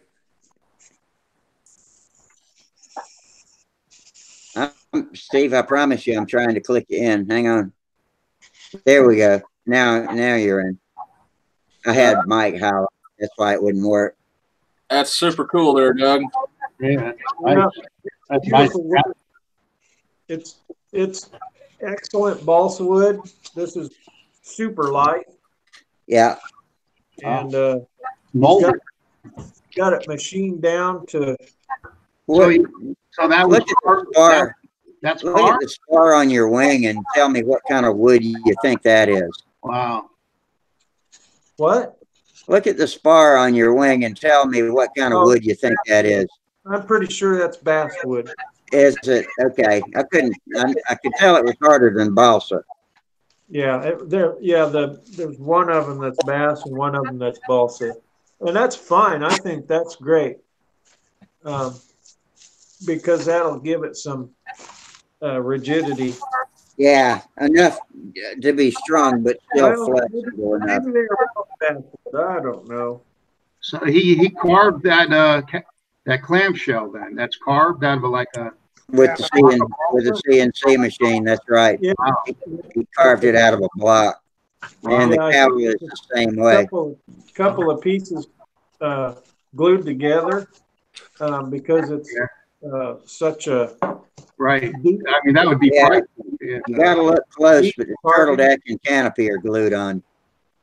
Yeah, this is nice. Yeah, it's fantastic. Is this virtually a carbon copy of the foam Cox Hyper Viper kit? Or Yeah, pretty much the same thing. Side by side, but apparently that's what they're going for. Yeah. Now, is that going to have an upright engine or inverted? Upright. It's got maple beams that glue into that cavity. Okay. So if you were to take, say, the original foam wing from the Cox Hyper Viper, do you think it would fit exactly right into that fuselage? I'm guessing that it probably would, but I don't know for sure. Because I've got one at home. The wing is fine, but the fuselage is shattered. So, and I was always just going to build a profile fuselage and slide on it and call it a day. But his telephone number is posted on the forum, so you could call him and ask him about the fitment of the wing. Yeah, I'll have to do that. That's interesting. Who made that one? Here. Southridge CNC. Greg Rodney. Yeah, there's the phone number right there. Hold that still just a second. Okay. All right, good. I got the number. All right. Thank you. Yeah, that's You're welcome. So, Doug, are you flying that at Brodak? If somebody will come through Wichita and pick me up, hell yeah. I'll get a hold of my buddy who's a Greyhound driver and see when they're coming through your town. Oh boy, can you imagine? You can get a half A on a Greyhound bus. Sure. Yeah. Yeah, good. I rode a Greyhound bus one time when I was a teenager out to my friend's house that moved away, and we stopped in every little podunk town. You ain't kidding. I rode one time from Columbia down to Pensacola, Florida, and that was the damn longest trip. And we stopped. People got on with chickens under their arms, and we stopped in Macon, and they tossed a couple of people off that were drinking and liquor in the back of the bus, and it was quite an eventful trip. I didn't get there until the middle of the night. I took trailways out of Corpus Christi, and I didn't realize there was little teeny towns all through Texas that had like 100 people that lived in them. I mean, we hit the smallest ass towns that had a store and a gas station. Yeah, and that's the thing. We had to stop at every little town and pick somebody up or drop somebody off. Yeah. And that's what took so long. You know, we drive 30, 40 minutes or half hour or, an hour, boom, stop in another little happen again, yeah. Yeah, it was kind of maddening. My grandma just about every year would come up on Greyhound out of Florida here to Michigan. When she was in her 70s, close to 80. She'd get on a Greyhound bus and come on up. She always I couldn't stand the thought of riding that bus back from Florida. I had gone down there to go fishing with my friend who was stationed at Hurlburt Field down there, and is next to Eglin Air Force Base. And when it was time to come home, I was so distraught about riding on the bus. He bought me. It only cost $100. He bought me an airplane ticket to fly a D3, I think it was de Havilland tail dragger from there to Florida, where I jumped on a 727 and rode it back to Columbia. Hey, do you know on that Hyper Viper, does he make an electric one, or do they both set up for 0 for 9? Oh, you know what? I'm not sure if he said anything about that or not. Okay. I'll have to check into that. Yeah. He's posted on both Stunthangar and Cox Engine forums. Okay. And looks like David Fountain, TD Bandit, just showed up. Let me type a hi to him. He's out there on YouTube. Are any of you guys familiar with the old Testers 2-ounce dope bottle? Yeah. Oh yeah. Yeah. Oh yeah, I got a whole drawer full of those. Well, there's a guy in our club that has this box and another box that are completely full, just of random colors, and he's going to be throwing them out. Oh, I didn't know if anyone had any. But I don't use it much. I used to love them for touching up and doing small areas, Yeah. but you can't spray dope on them or anything, or it'll ruin the paint. on what? Spray dope on what? We That still have a tester plastic paint. model right. contest here at the hobby shop. Yeah, the guys will love them. I mean, they really do some fantastic stuff with different plastic models, from boats to airplanes to cars. I think Jared said that's dope. yeah, this is dope. It's Testers dope. It is dope, and I didn't know they made dope for the small ones. Yeah, it looks like the little 1/4-ounce bottles of enamel Testers paint, but they're big 2-ounce bottles. So take that, blow it up like 4 times. You know, Yeah, it's fuel-proof dope. I guess I've got the little small bottles of must be enamel paint. Yeah, these are actually 2-ounce bottles individually. But I've never seen the stuff. It's got to be old stuff. Let's see what Doug's holding up here. Banana liquid. Banana liquid Testers. You ever seen that? What's that for? For your banana? What do you do that? Yeah. It's stiff. It'll dry hard. It shrinks though. Yeah, it's like a dope alternative or a finish or something. I haven't used it yet. I got it from a free flighter guy. And, That's what. That is what you put in tautening dope to make it non-tautening. Oh, okay. oh, it stops it from shrinking so much. Right. Banana oil was the big thing, and then I don't know if you guys remember when Dave Brown had Flexol. I got a bottle of Flexol downstairs, and that'll take the tautening out of dope also. But banana oil was the big thing, and before John Ottavio died, he was trying to find somebody who had banana oil. Yeah. He liked Sig dope,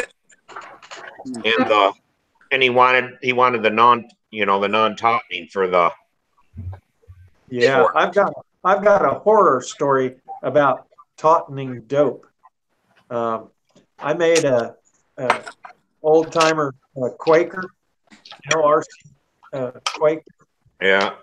84 inches or whatever, and I finished it with polyspan and dope. Dope was tautening dope, and I was oblivious to how bad that was going to be. And I covered the wings and painted the scallops on it, just like the package, Anyway, set the wings aside, concentrated on the fuselage, and it was like a month and a half later, I came back to the wings to start fitting it all back together.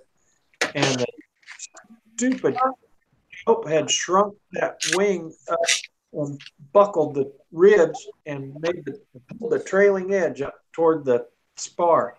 Just the ribs did a zigzag on there, pulling the trailing edge up. It just I got 3 airplanes in the basement that are just that way. That 2 of them are Samantha's that we started building. One was RSM Mustang, and it broke ribs. It put huge cracks in it, and we got 2 flight streaks, and it warped the trailing edge. Oh, it looks like a damn potato chip.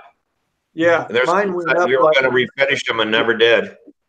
Yeah, my trailing edge was, tapered stuff, and it crinkled it up like an aileron, but then it pulled the ribs into zigzag, and just compression broken. It was, that was terrible. That Terrible. sucked. Hey, I got a little tip for you guys. Fixed it. I made a bunch of ribs, Here's a little tip. half ribs for the trailing edge, and butted, doubled those.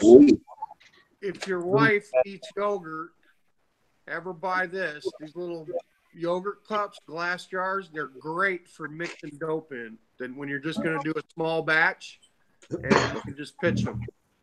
Wheat yogurt is what it is, but perfect size. You can put their this is 5 ounces. So, but if you're just mixing up, you're doing a smaller model and you only need an ounce or two of dope, you can mix it right in there and then just shit can it.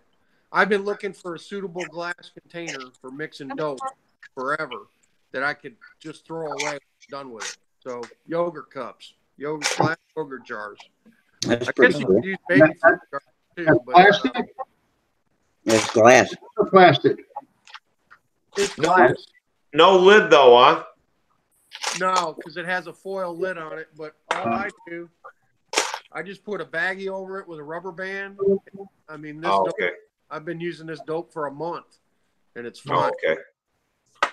So I'm not saying if you're doing a big spraying project or anything, but if you're just brushing a profile fuse or a half A model or something small, you can mix up a small quantity and then just shit can it when you're done. There's lots of little jars. Often they've got preserves and like anchovies. This one is craft and Australian cheese feed, but I use it to put dope in it because it's a convenient size. Yeah, Getting back to the banana oil, Sparky was telling us he puts a drop of castor oil in a certain amount of dope that plasticizes it and keeps it crackling over the long period of time. banana oil was supposed to be better than castor oil for some reason. I don't know. And I don't know what Flex. I have a feeling that Flexol is nothing but castor oil. But yeah, that's a plasterizer. Charles Yeah, Rovellis says this is his favorite topic, talking about dope and stuff. Yeah, me too. Speaking of dope, the same guy has a bunch of SIG butyrate clear dope and thinner, and then 4 cans of nitrate. I need that thinner, man. I'm out. So What is he selling it or what? Yeah, he's selling it or throwing it away. So The bitch is that we could get it, but you can't mail it. Sure you can. If it's unopened cans, you wrap it up in a box and you tell them it's not anything bad. Right. You don't tell them. Yeah, they're all the cans are still sealed with the metal crimp things, How much thinner does he have, Jared? There was 1, 2, 4 cans that are brand new, unopened of the thinner, and then 1 can that has been opened. It was probably about maybe a third left. Well, I'd be interested in the 4 unopened cans because I'm just about out of SIG butyrate thinner, and I was getting ready to make an order, and I'd sure prefer not to pay SIG's hazmat fees for a quart thinner. Yeah. Send me a PM and let me know what he wants and if he's willing to ship them. Okay. Otherwise, what I might do is I'll just buy him from him and then send him to you because I know he's a long-time member of our club and he's up in his probably late 80s now. Okay. Well, let me at the point where he's like, take it or it's going in the dumpster. So this weekend I'm going to go back over there and then maybe I'll try to pick it up. Are you going to go to Huntersville or the Nats or anything? My dad and I are talking about Huntersville. Do you know when that is this year? Is it October? 3rd, 4th, and 5th of May or 3rd weekend in October. Third week. Okay, I was thinking it was October. So we are kicking it around because my dad will be retired this year. So we may be coming down there again. Yeah, October's the big contest. Yeah. May is usually not quite as big. That'd be the one we'd come to. But I mean, if you're willing to ship them, find out what he wants for them. I can PayPal him or send him a check or whatever, or send you money or just what he wants. And I'm interested. Okay. I think if you're mailing quantity of quarts, it's not hazmat, but once you get over a gallon. Right. That's what I thought also.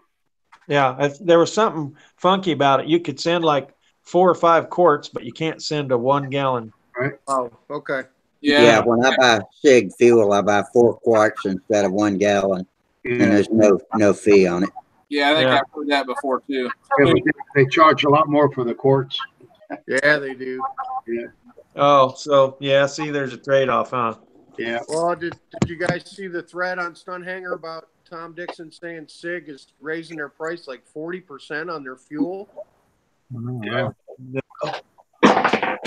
I think it said 40% increase is what he has to pay. Wow. Well, that's So almost half. be prepared. Does Ocasio run that company now? Well, I'm sitting on 3 gallons of nitro, so I'm sad fuel prices go through the roof. But I am going to call the speed shop and see if they're still selling it for $50 a gallon. I may pick up another couple gallons to put back if RC fuel is going to go through the roof like that. I wonder if Morgan and Omega is going to see a big price increase too. Wonder what the cause is, what the reason behind jacking the price up is. I mean, I'm going to read that thread real quick. I'll come back. They're blaming the nitro, and they're blaming it on nitro. But Well, there was, I don't know, probably 10 years ago now, there was a nitro or chemical factory that exploded or burned anyway, and that made a dent in the availability of fuel. yeah, I remember that all the top fuel dragsters didn't have nitro to burn, and then they were getting the Chinese nitro or something like that. That's all you can get now, I think, is from stuff from China. Charles Bovalis says that aircraft spruce is a good source for butyrate and nitrate with pretty good prices. Yeah, I buy Randolph dope from our aircraft supplier locally here, and thinner. And I have a gallon of white dope and a gallon of thinner. And the tinted dope is more expensive than the clear. It said SIG told Tom Dixon they were raising wholesale fuel prices 50%. And that was their price for a gallon of 10% is going to be about $35. Damn it, Suits. That's what SIG told Tom Dixon. So Damn. Yeah, I read that. He's looking for another source of fuel. I'd prefer to buy Power Master. That's my favorite fuel. Am I back? Am I?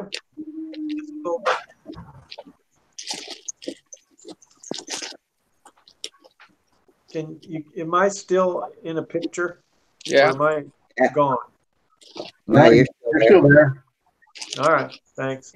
I'm jacking around. Is the show and tell time yet? Is it show and tell time yet? It's always show and tell time. Yeah, we got a good crowd. Doug, I got a question for you, Doug.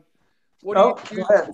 What are you using for covering stick and tissue models these days? Are you doing white glue thin down or easy dope or what? Dope. Clear dope. You're just using regular clear.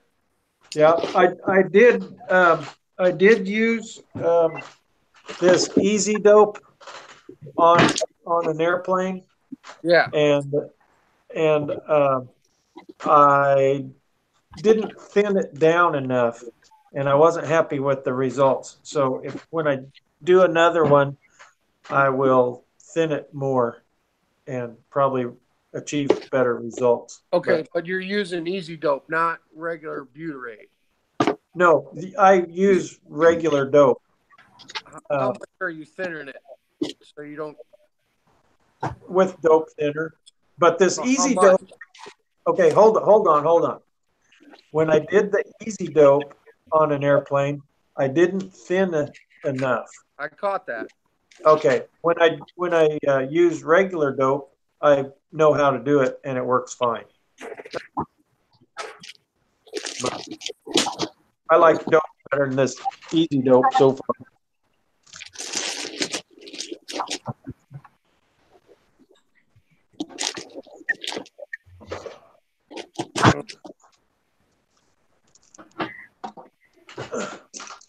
This is the airplane I used the Easy Dope on.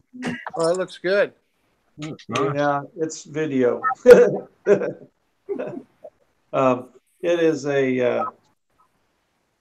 It is a Monocoop 90 AF. Yeah. And I was really, really, really, really fortunate that Bill Schmidt built the airframe, and it was superb craftsmanship by Bill Schmidt. If you've ever seen anything in the model magazines, he's just fantastic builder. And then I built the cowl, the nose plug, and covered it. I covered it and put the pinstripes and built the wheel pants and stuff like that. But looks good. Have you well, ever used white glue thin down? I've read about that. Have you ever covered? No, I haven't. With that. No. Has anybody here ever covered a tissue model with white Elmer's glue thin down? I've heard of it, but never done it. Okay. Yeah. And we got a fellow on YouTube still talking about making fuel and talking about let's see, local go-kart supply. Where does I don't know if that's the name of the company. We'll have you covered for butyrate and nitrate dope. Or let's see, it's moving around, so I can't read it. Local go-kart supply will have you covered for pure methanol and castor oil, and also for nitrate butyrate. And somebody else says search for FHS oils, and you can get good, cheap, best methanol.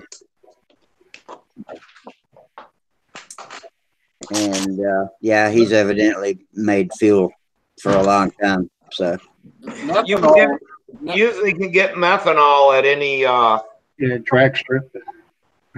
drag strip, but if you go to industrial supply where they sell acetone and stuff like this for these factories, cleaning stuff, whatever. Like Granger? Huh? Granger? Yeah, not Granger. There's usually a petroleum place in everybody's town where factories go and get stuff. I get it. It's usually about 60 cents cheaper than a gallon of fuel. That's what methanol runs me. I still make fuel for around $8 a gallon. Yeah, I'm paying $6 a gallon for methanol right now at the local speed shop. It went up from $4 a gallon last summer. It's $6 a gallon now. Right, that's where you gotta go. You gotta go to like something, say something petroleum on it, and that's where factories don't buy their stuff from a speed shop because it's so expensive. Yeah. But the speed shop buys it from the wholesaler.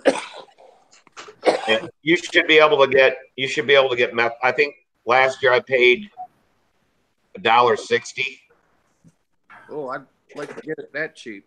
I guess I need to hunt some down. Yeah, it'll be in your town there. I know.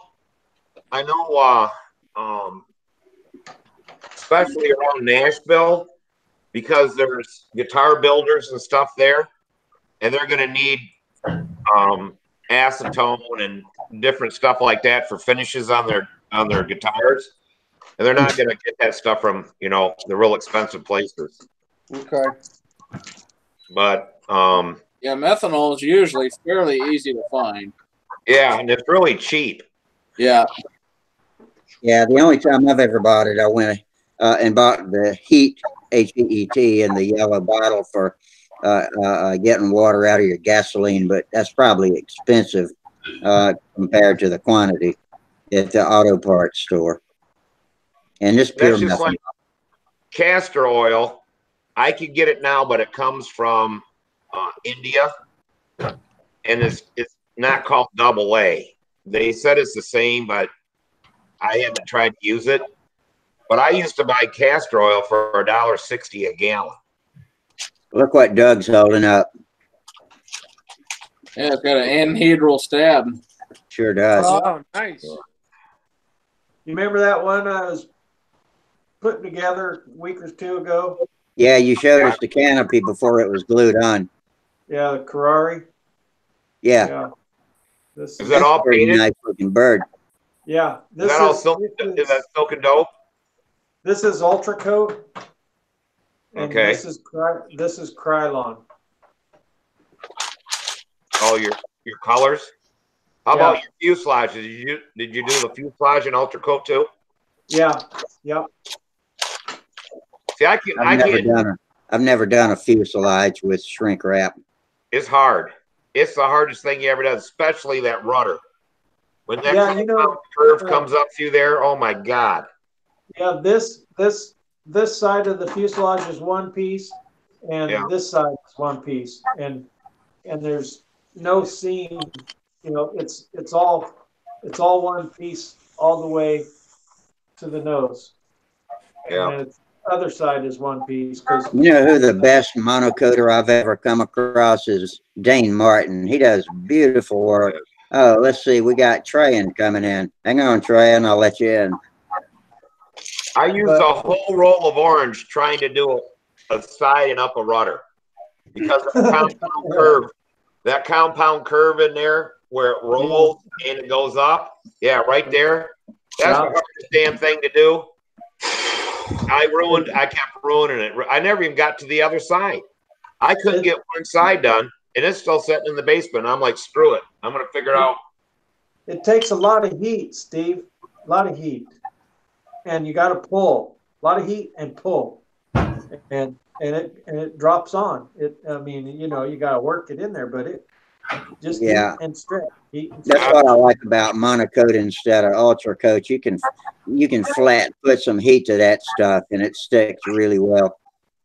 Yeah, this monocoat I find is a lot more brittle than ultra coat. Yeah, me too.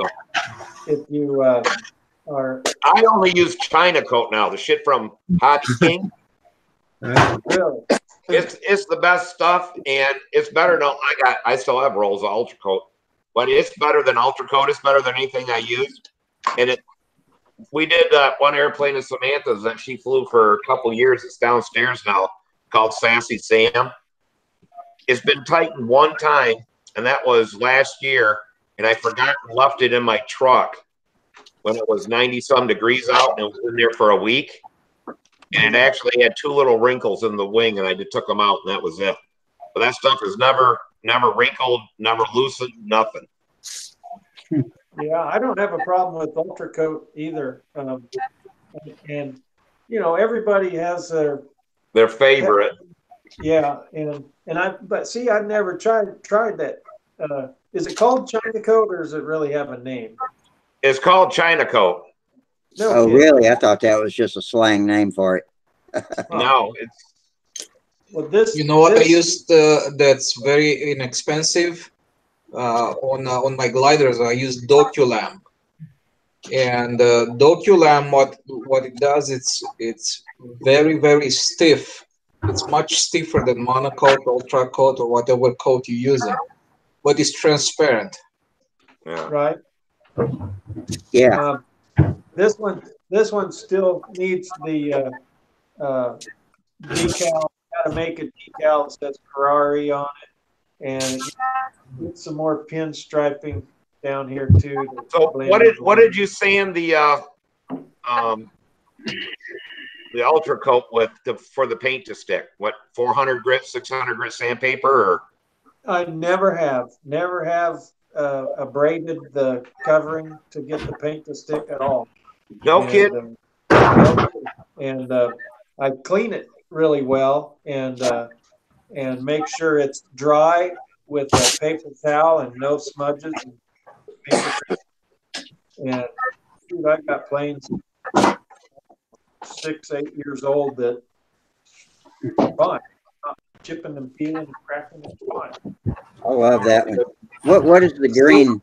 What is the green around the canopy? Is that just tape right now, or is that pinstriping? That's Mountain Dew bottle. It's just the lighter green is just Oh, the I green, see. Yeah, green over the white. Yeah. right. Yeah, I understand what it is now. I thought he had an extra green tape or But something. the original Ferrari had a slightly tinted canopy, and so I got this Mountain Dew bottle to try it, but it's a little too green. So I'm gonna do my own coloring if I don't go just to a clear canopy, because I don't think the green and the purple are particularly attractive together. Remember back in the day when you used RIT dye and dyed your Yeah. canopy? Yeah, I have some RIT dye for dyeing the poly span. There you go, Russ. That's it. It's done. Oh, Oh, okay. Hang on. Let me click over at you. Steve, to answer your question, yeah, you were asking about good. the size of the sanding paper that you like when you used to for the painting. I would probably do the same sanding paper that you would use for, like, say, after you put your clear coats, like 1,000 or above. Oh, 1,500, 1,000, or something like that, or some very soft steel wool will get the job done as well. It's So, bad. but you don't want anything that's going to put deep scratches in it. Oh, okay. Yeah, just So use 1,200, 1,500, somewhere over there should be fine. Yeah, this is what happens when you use tautening dope. oh wow. Yeah. Hold on, I want to see that. It all cracks. It even cracked the wingtip. It pulled it so hard that I don't know if you can see the crack in it right there or not. Lift it up. Can you get it higher? The only advantage that you get from using that monocoat is, from using the silk span. Silk span, it's a lot stiffer than monocoat. It doesn't want to allow the wing to warp in flight due to the loads of the aerodynamic loads that you have on them. So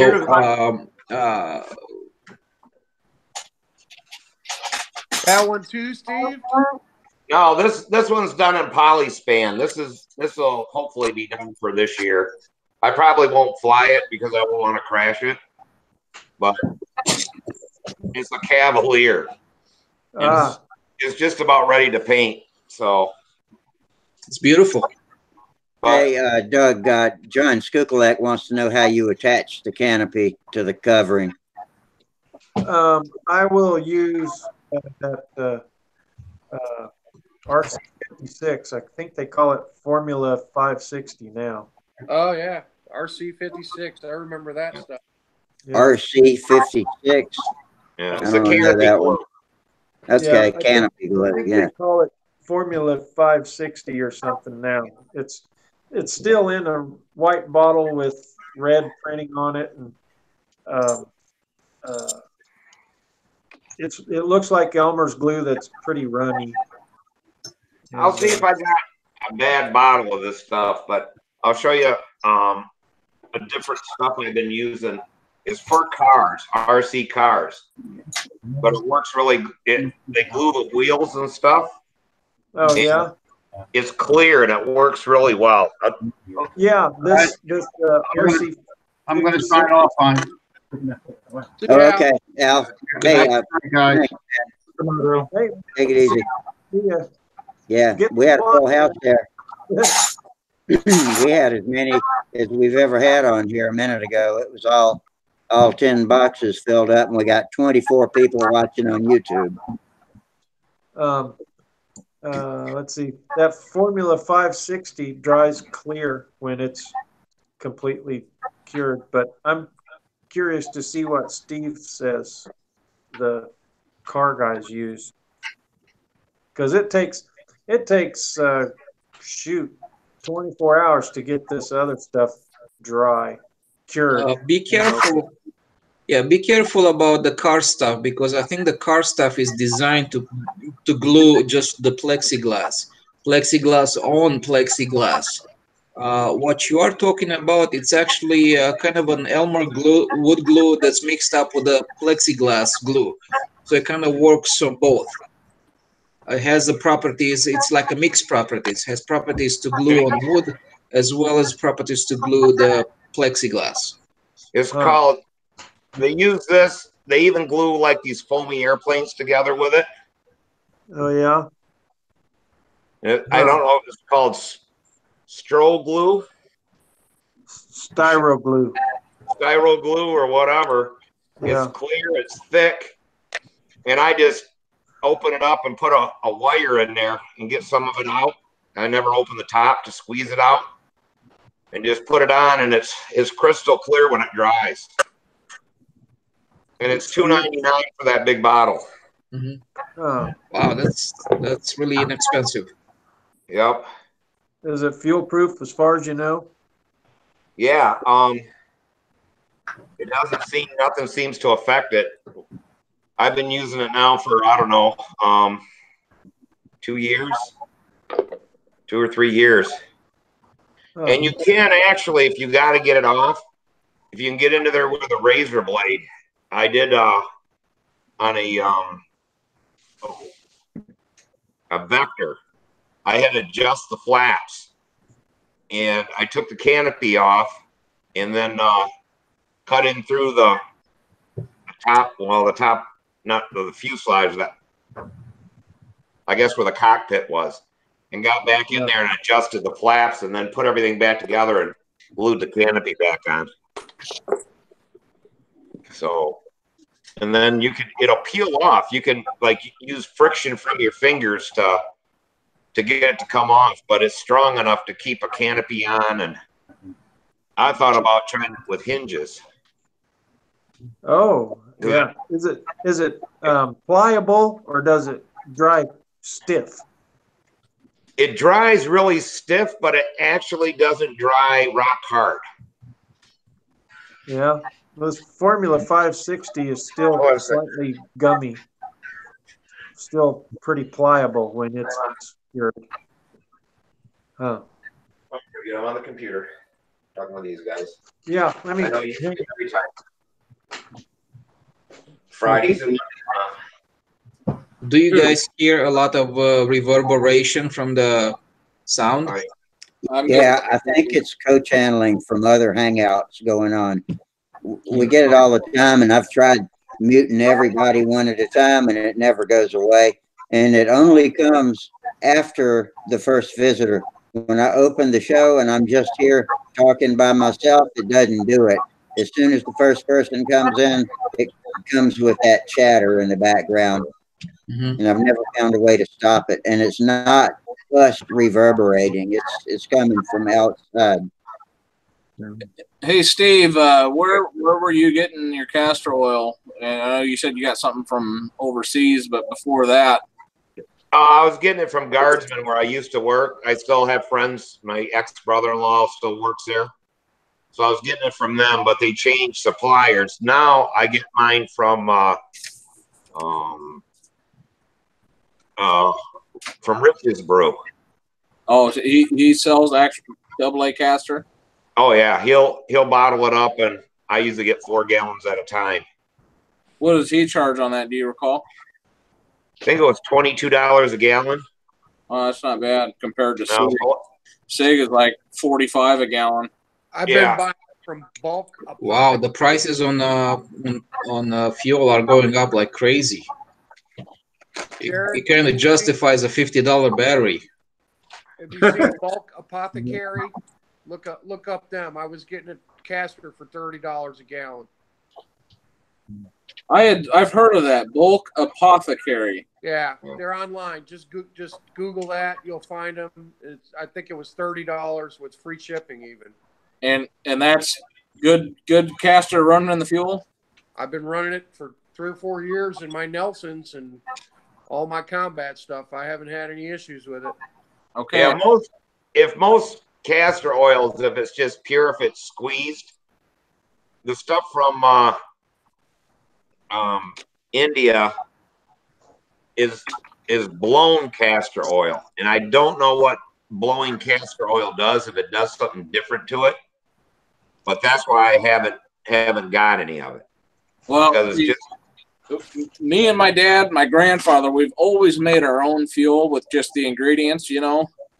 And years ago, my grandfather showed up with some castor oil, but we don't know. It wasn't grade AA. It must have been almost like more like a food grade or something different. And we made a batch up with it and ran it, and the motors ran fine. But what we noticed is in about 10 to 12 engine runs, the motor was so gummed up with a castor oil film, we had to tear the motors down and clean them. And you know that doesn't happen with the regular castor oil you get from SIG or something like that. That stuff always says degummed castor oil. And Tom Creasy on YouTube says he buys it Beanol from Amazon, Beanol brand. Yeah, you can. That's oh shit. Who makes the clots? The 2-cycle clots? Yeah. Well, yeah, Rich, who I've started getting my nitro through, so I'll just call him if he's got castor oil too. So Charles Bovalis says that's what Eric Clutton uses for his diesel fuel, the clots Beanol. Yeah, the clots. If I see guys who make their own fuel, combine their ingredients and make their own fuel, is that it needs to settle, needs to work itself together, because they don't just immediately combine. I've heard that you have to put the ingredients together in a certain order to get it to mix properly. Some people have agreed with that, and some people said no. Yeah, it doesn't matter. But usually you let it age a day. I do. Yeah. Shake it a few times, let it age a day. What's Randy charging for a gallon of nitro? I don't know if Randy is selling nitro or not. The last time I bought some from him, I think it was right around $50 or $60. Okay. But then I also bought, I bought a case, but not a case of nitro. I bought like a gallon of nitro, a gallon of synthetic oil, and some other stuff. So we put it all in the same box. So I'm not sure how the shipping charges work out if you're buying just, say, a gallon of nitro. I got you. Now, is anybody close to Ohio? Because I buy my nitro for $35 a gallon from Clots. He'll bring I bought a gallon of 60% nitro fuel that I figured I could bump up some 5% and 10% fuel, by mixing that in. And what I'm going to talk to Randy about, he should be there in April 1st, in a month, when we go to Toledo. Is my idea, and Fox was going to do it, but then they quit making fuel and went out of business. But I was going to have them make up nitro oil. Well, is Fox out of business, or did they just stop manufacturing engines? I think they're completely out of business now. Oh, they sold to some holding group or whatever, but yeah, they're completely gone. If you Google their factory or whatever, there's not a car in the parking lot or anything. No Fox factory. In like 91, I took a vacation down to Grand Lake. It doesn't sound exotic, but it was fun. There, we had a cabin on Grand Lake, and then before we came back to Wichita, I talked the family into going down to Fort Smith and toured the factory, and actually got to meet Duke, Fox, and Betty, I think his wife's name. And we went all around the factory and saw machining things and running engines, and tour led by Duke Fox himself. And fortunately, I had my kids in tow the whole time. You know? Well, my idea was for Fox was, and he was going to do it, was that you make nitro oil, because nitro is just over the what we call flammable, and oil is non-flammable. So if they would mix the nitro, the synthetic, and the castor together and sell you that in a gallon jug, they could ship it for non-hazardous. And then when you get it, you would just then add the methanol, which then makes it flammable again. But you can get methanol is the easiest thing to get. So he was going to do that. Then they quit doing engines. They quit doing everything. So I was going to talk to Randy Rich to see if he can't do that. Mix it up in what we call nitro oil, because Klotz has nitro oil, but it's not at the right mixture. But they can send that through the mail, non-flammable. So you would receive a say a quart or whatever of this nitro oil that had those 3 ingredients, and then when you receive that, you'd put a certain quantity of methanol in it, and you'd have your gallon of certain percentage, right, or a quart of fuel or whatever. Yep, exactly. Hey, I got a tip on mixing fuel from Charles Bovalis. He says if you want to have a better blend almost immediately, Steve, you said you had to let it sit for a day or so. He says if you add about 2% acetone to the mix, then it's almost instantly ready to fly. 2% acetone is Super Tiger fuel. If you have an old Super Tiger engine and you look on the back, it will tell you exactly how to make fuel for Super Tiger engines, the old 60s and 40s and stuff, that 46s that everybody runs. And it says do that, huh? It tells you. But the 2% acetone is it's an ignition type deal. You can also use oh God, I can't think. Brodex still sells it, but it's really dangerous to get on your skin or anything. The old speed guys used to do it before that didn't. Propylene? Yeah, propylene oxide. Oh. But acetone does the same thing. I always put 2 ounces of acetone in my fuel. But my fuel is the ingredients off of the back of a Super Tiger manual. If you have an old manual back in the day, in the last part, it will tell you how to mix fuel for a Super Tiger engine. I'm sorry, Steve. Where was it located? Right on the back of the manual. The last thing in the manual. Okay. All right. You got one of their little sheets there? Not handy. It's in the other room.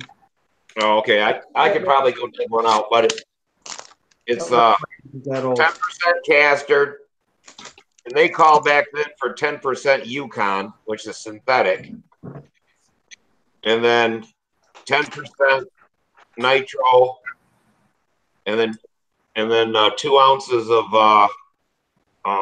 acetone, and then I forget how many ounces left of methanol. And that'll give you the original recipe for Super Tiger. And that's for a gallon? That's for a gallon. Yeah. 2 ounces of acetone? YouTube Charles enthusiastically agrees with you, Steve. Yeah, that's the old. Everybody's like, here, this guy's like, I got one secret recipe for fuel, because we had a guy here that made fuel and everybody liked it. And I said, yeah, it's the same thing off the Super Tiger pamphlet. He's like, what? And they happen to have one there. And I said, is this your recipe? He's like, oh my God. I said, yeah, Len was a great friend of mine. And where he got his recipe was from when he bought a Super Tiger engine. It said, this is how you mix your fuel. That's how he did it. But he would change nitro levels. But and say again, what did the acetone do? It made the mixture. It made the mixture settle up so it was ready to fly, rather than having to wait a day for it to. It's a pre-igniter or something in it. It does something. brings a flash point of all the chemicals, doesn't it?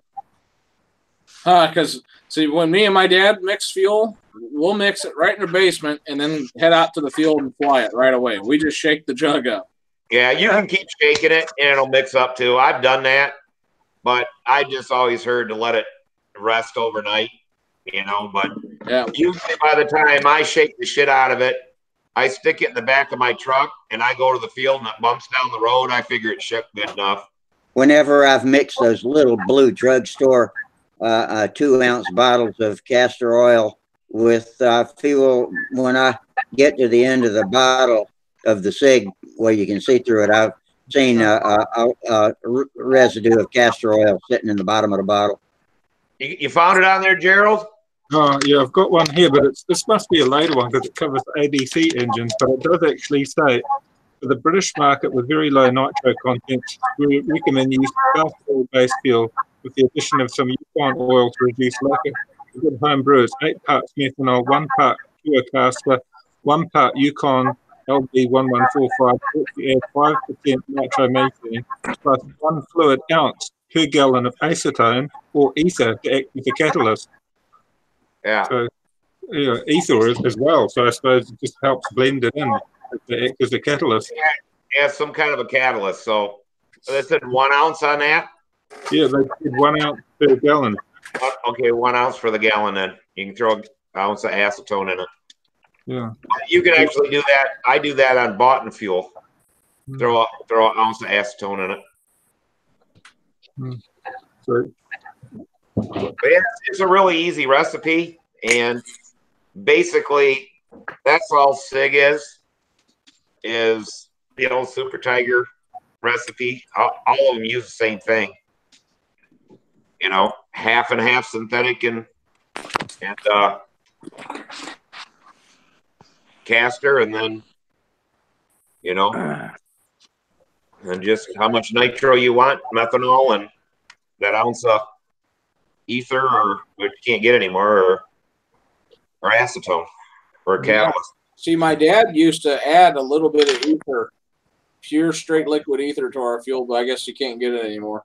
Yeah, so it does the same thing. It's a catalyst. As the acetone? Makes it burn better or whatever, yeah. You know, when you mix up fuel and you mixing up diesel, and once you add your ether to it, it dissolves very quickly. The oil blends into the para very quickly. So I presume it can break it down into blend together very nicely.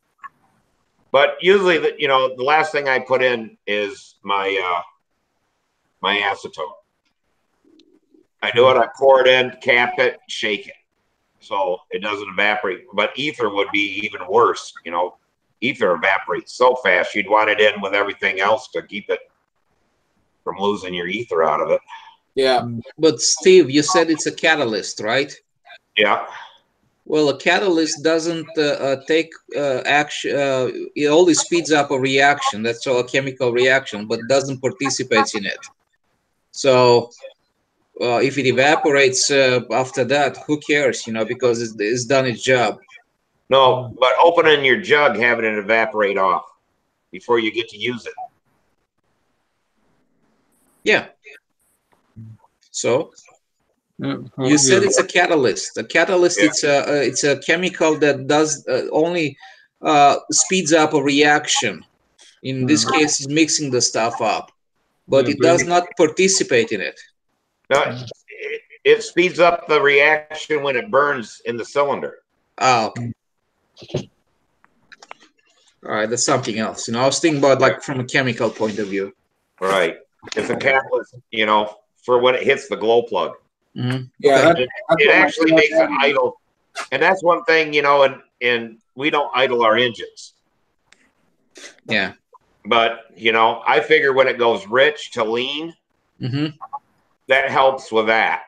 You know, so that's kind of like idling your engine down, turning the throttle down and back up, transitioning of the RPM on a RC airplane.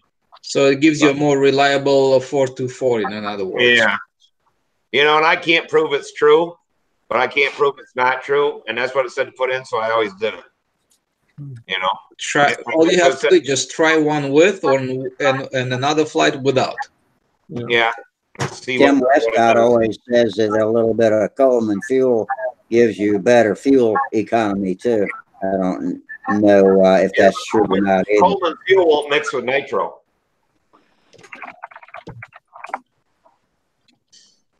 Gasoline and nitro won't mix. That's why it only mixes with alcohol. The team race guys experiment a lot with their fuels to get greater range. Those flying glow noises in team race, lead, petrol or gas to their fuel to extend the range, but it's only a small percentage. And I think that a small percentage it will blend, but it'll not if you're adding just like 5 or 10%. When you go over that, then it causes problems. But then the benol fuel, the benol caster, that stuff has actually got detergent added to it, so it'll blend with petrol or gas. When you make it fuel for spark ignition, you can use benol caster instead of a mineral grade oil. Hey guys, I'm gonna punch out, man. I got a big day tomorrow. I got an early day, so okay. Yeah, we're gonna sign out pretty soon too. But thanks for coming, Mike. You know what? I'm gonna call it a night too. I have a big day tomorrow, so yeah. How's school going, drop by and say hi to you guys. School going pretty good? Yeah, it's going pretty good. I mean, it's just it's fairly easy. I mean, it's pretty easy for me, but it's just time consuming. Yeah. Okay, man. Well, we'll see you next time you can get on. We appreciate you dropping in. Cool. Take care, guys. Good night. Good night. Yeah. Yeah, I said tonight I got to sign off at midnight anyway because I got to go get my car in the morning. While my wife's on the way from work, she's going to drop me off where my car is parked. I was sick today and I couldn't drive home. I had to call her to come get me. Would you have to have? I had the green death at dialysis today, and had to. Oh, here comes Tom Creasy just in time to sign off. But she had to come get me. I wasn't in any shape to drive home. Well, so hang on, Tom. I'm going to let you in. It's about time for him to get in because we ain't going to be on but 5 minutes. Hey, Tommy, so what's going on, man? We don't have to put up with him too long. Click off your mute. You got to turn your mic on, Tom. You got to turn your mic on.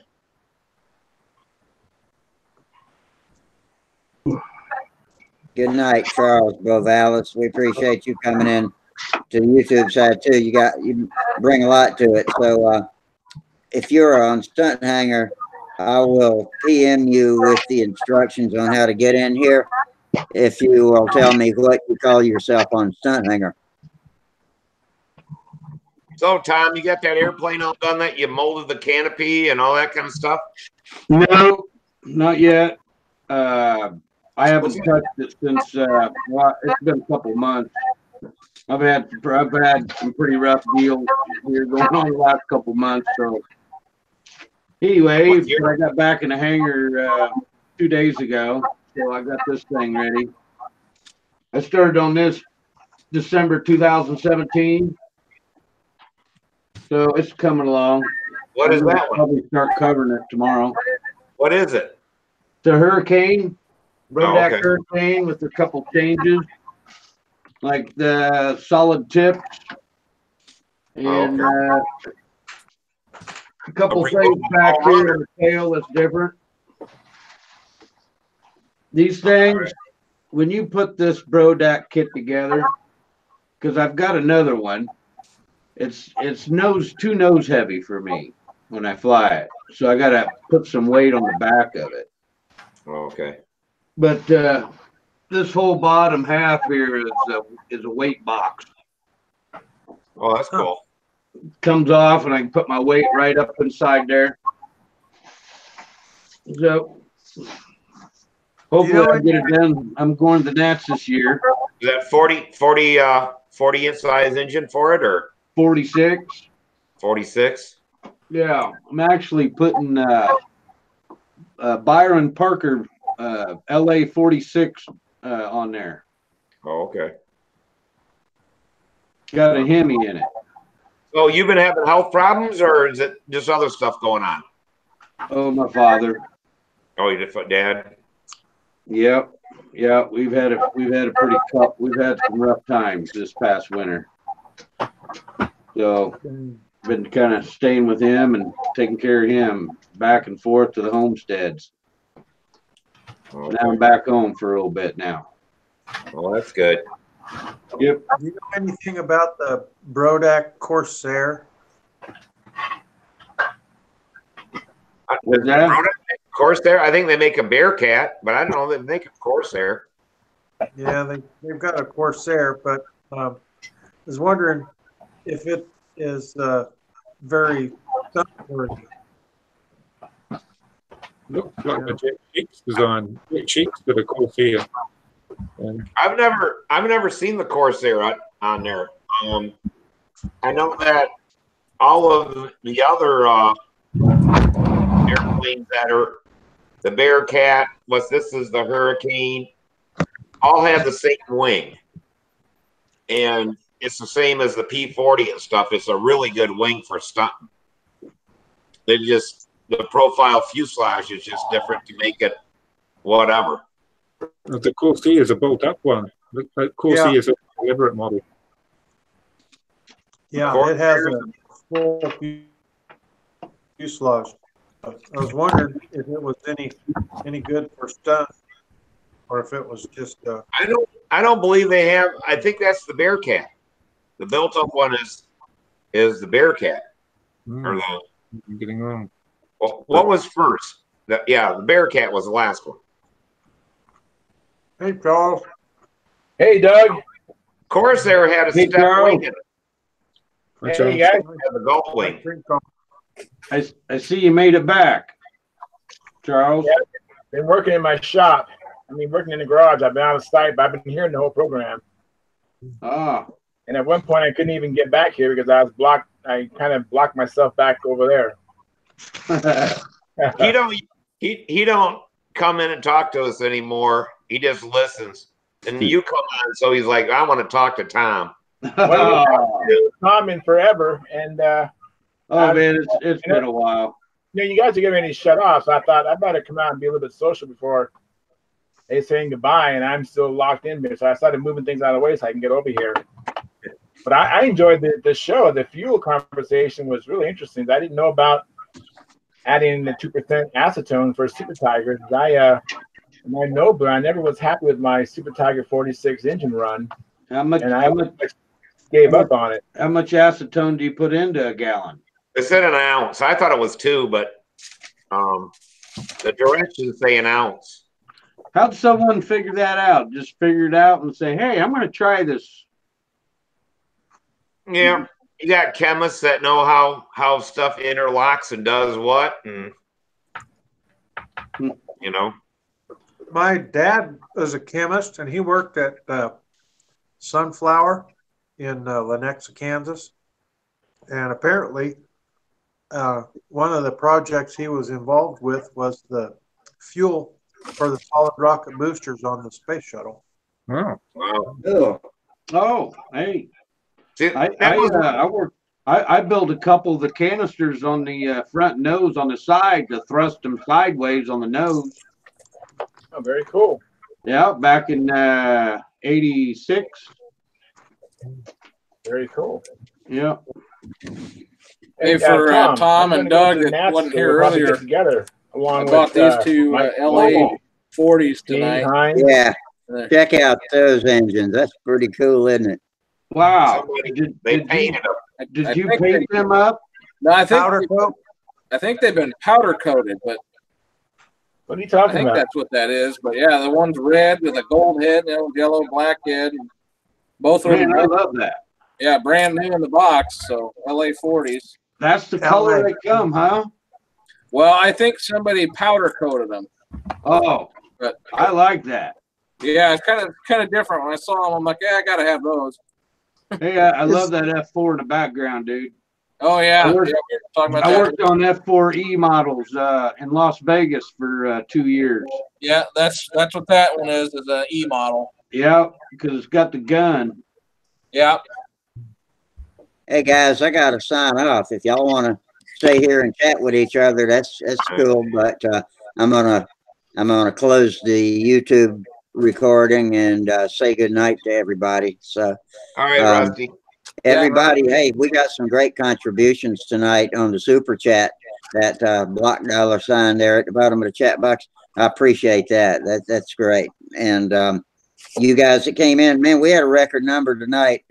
We held on to 9 or 10 people here in the video side all night long, and we had up to 24 on YouTube at one time, and I think that's the most we've ever had.